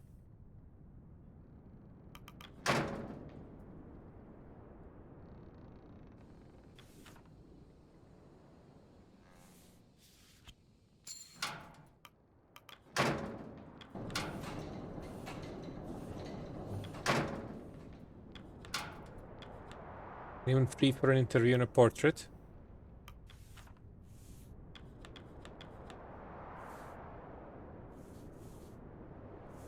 I think 2 Johns would be nice.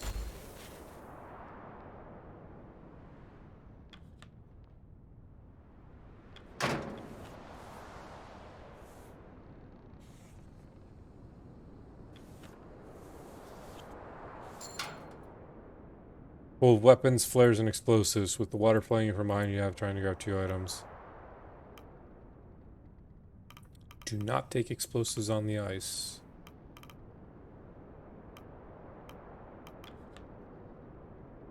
For alerting humans and alarming wildlife.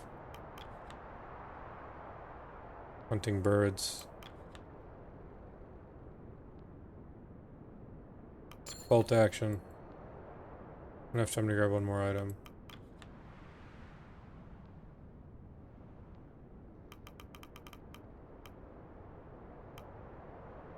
And believe in the flares.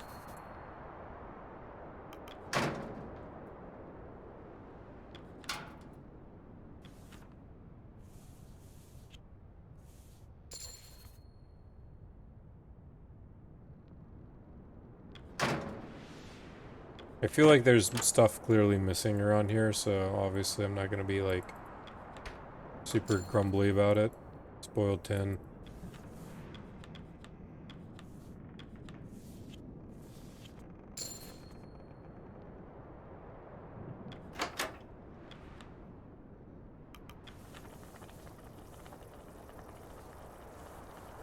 Put the gunpowder in.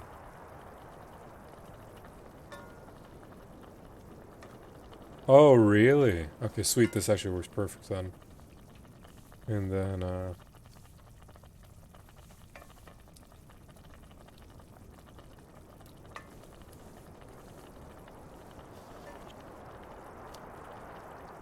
that should get us going.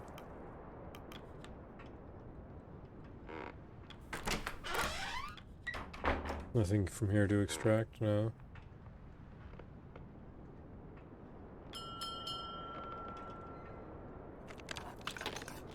Uh-oh.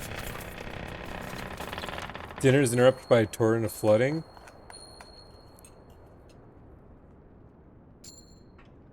Crew are alarmed. Frantic arguments break out among the surface and abandoned ship right now.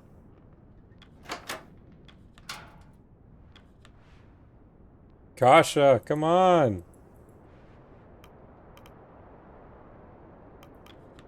Kasha! Okay, the demo's clearly getting, like, all over the place right now. Because it's still flooding, but I'll try to live up to your expectations. Coal goes in. We got to abandon ship, apparently. But we're not letting abandon ship? What?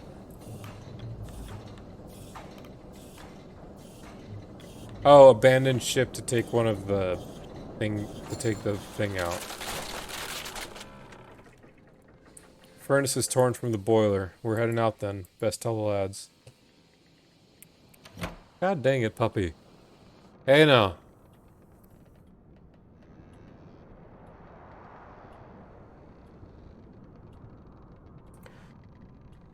We're moving out? Yes, Captain's orders. For now, we should focus on setting a camp on the ice. Leave the equipment for hauling for later? No worries, I'll get them to work. We'll have a camp set up before you know it. Taking that with you? Aye. Can't go a day without it, can you? Oi, crew likes the music. Fair enough. We better get hauling to the lifeboats then. Bit more important than an accordion. Aye, I know. Stanberry, we're moving to the ice. Yes, yes, it's all very exciting. If first you behave yourselves, you'll be treated to an extra helping of soup.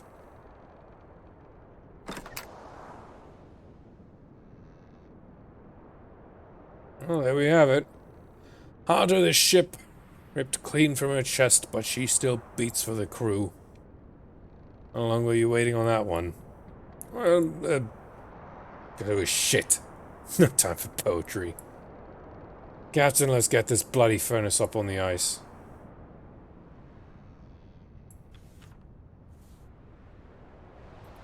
Make camp. The heart of the Temperance.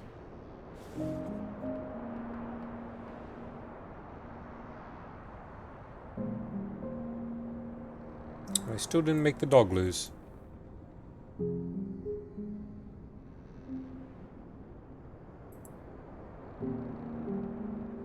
Oh, is that it? Oh. Nutley. What are you doing up there? That's the last chance to get a shot like this. Isn't that dangerous? Don't worry, I've done it before. Don't tell the captain, okay? There. Perfect. Farewell, Temperance. Oh, thank God she didn't fall. Captain, I hope your new lodgings are to your comfort. If not, I'm afraid you'll have to power until the rescue. We say goodbye to the Temperance, but our work is far from over.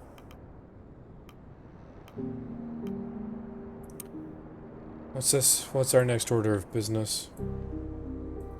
Rescuing equipment from the ship is our The ship is our chief priority, Captain. Without the furnace, the Temperance is quite literally dead in the water. 3 weeks at most before it goes under. I didn't sink the ship. The ship right now is practically frozen in the ice. And it's probably gonna keel over in the next few weeks. You prioritize what exactly we'll take with us. Food and coal are the most important. Indeed, should strive to retrieve as much as we can from the pantry before it spoils. From there, we'll have to rely on wildlife. Regardless, we need our wits about us.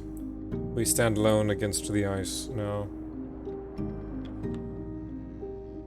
The thing is, they said we were supposed to finish, I think, week 6 in the thing, but I'm in week 7 now, so I don't know. Probably it ends around now. That photographer, Belford, what about her? She comes snooping around your tent as well. I caught her prying a couple times. I can guess she found nothing on you. No, she did not. But I'll learn something from you, Tashi.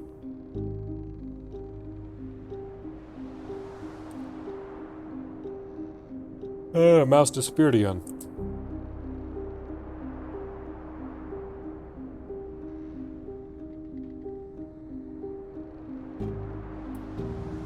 There we go.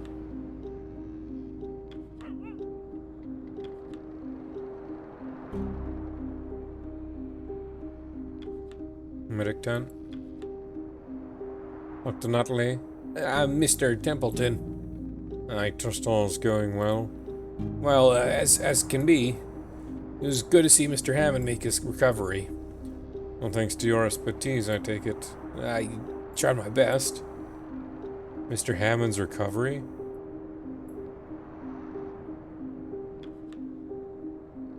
Okay, everything's going a little too weird now. Remember approaches you during dinner. Captain, you look like you could use some more to eat. Taking up the responsibility of captain is as admirable as it is unenviable. Please help yourself to some of my own rations. Frankly, I'm stuffed.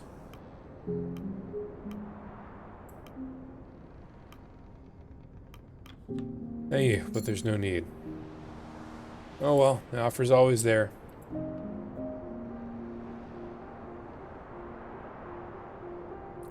It would appear their attempts at gratifying command was unsuccessful. Really? Get your photo snapped by the photographer too? Aye. She's a landlubber for sure, treating us like we're some novelty. I don't have much problem with it. Good conversation, at least. I'd rather less good conversation out here.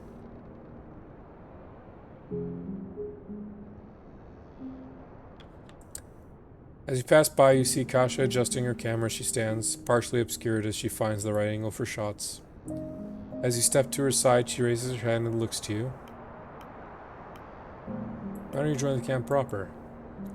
I'm trying to get a proper angle, of course. Something that really captures Kurt's heightened personality. Suppose a close-up would be best, but never mind that. Intimidated? Of course not. Why would I be intimidated? It's really that obvious? It's simply that I followed his expeditions a lot as a child. To see him in person is, he doesn't bite. Certainly barks, quite loudly. But you're right, I'm just being nervous. It's more of that up till now as he's been, an idea. Does that make sense? It's just, how people work. Suppose so. Well, I'll leave you be. Still looking for a good shot.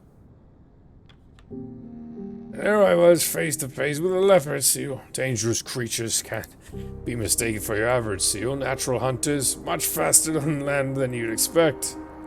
How'd you deal with that then?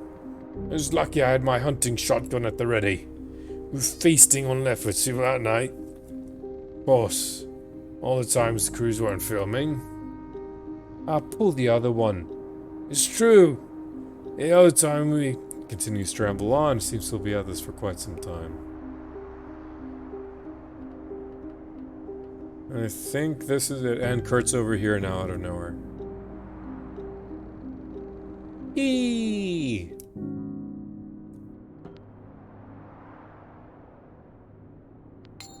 I would love to get decorum up. Harold Turner's contracted food poisoning.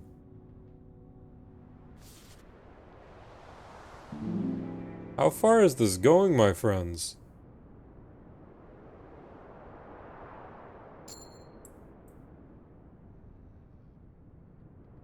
I'm gonna call it at whenever the next weird interlap goes, because Mr. Hammond was supposedly worried or injured, but he's fine otherwise, so I don't know what's going on.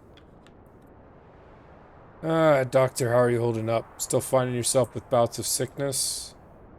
No, it's not a problem. It's only seasickness. Now that we're no longer at sea, I'm a little more settled, for the most part. Ever feel the queasiness setting once more? I learned an old trick. Simply close your eyes and count backward from 10. Worked me a treat in my youth. Right, I'll try that. I'll try that.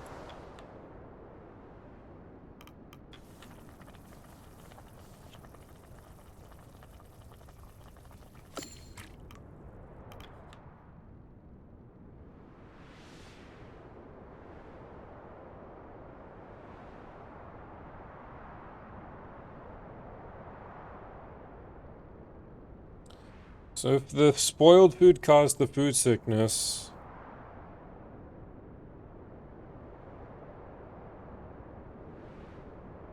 maybe offer, or maybe show on selection menu.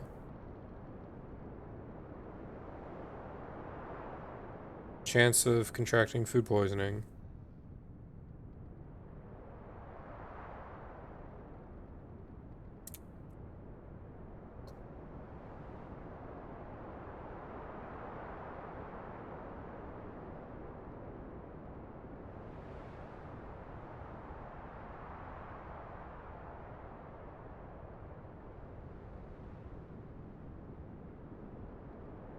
Not much to interact with. My hub. Did it capsize already?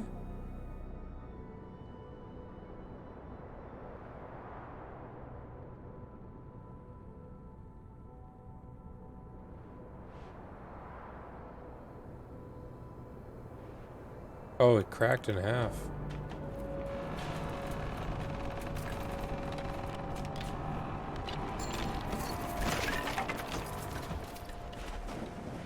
Minus 37 decorum.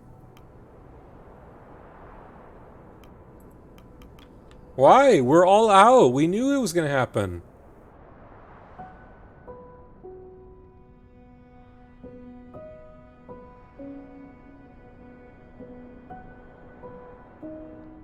She's gone.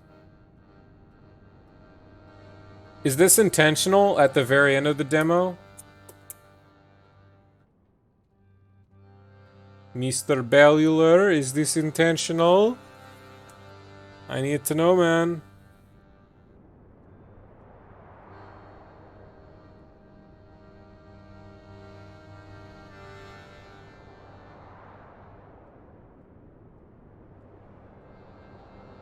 I need to know. Alright. There's the team. Very interesting stuff. I want to get in on the next time Thomas opens up testing that's not the demo. I meant to do it like but like I said at the very start of all of this, I didn't have the opportunity. So I have about 2 pages of things I want to bring up to attention. Mostly bug fixes, a couple like other things. I think that return points need to have their own like silhouette, or like offer click R to return. I think that'll be the best case. So we shall see. Shall see indeed.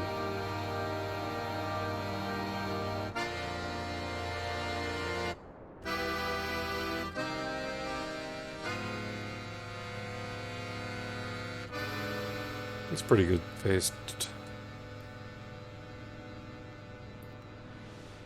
Developed with Northern Ireland in Northern Ireland with funding from Northern Ireland Screen. Treasure Hunters Fan Club and fellow traveler. Alright.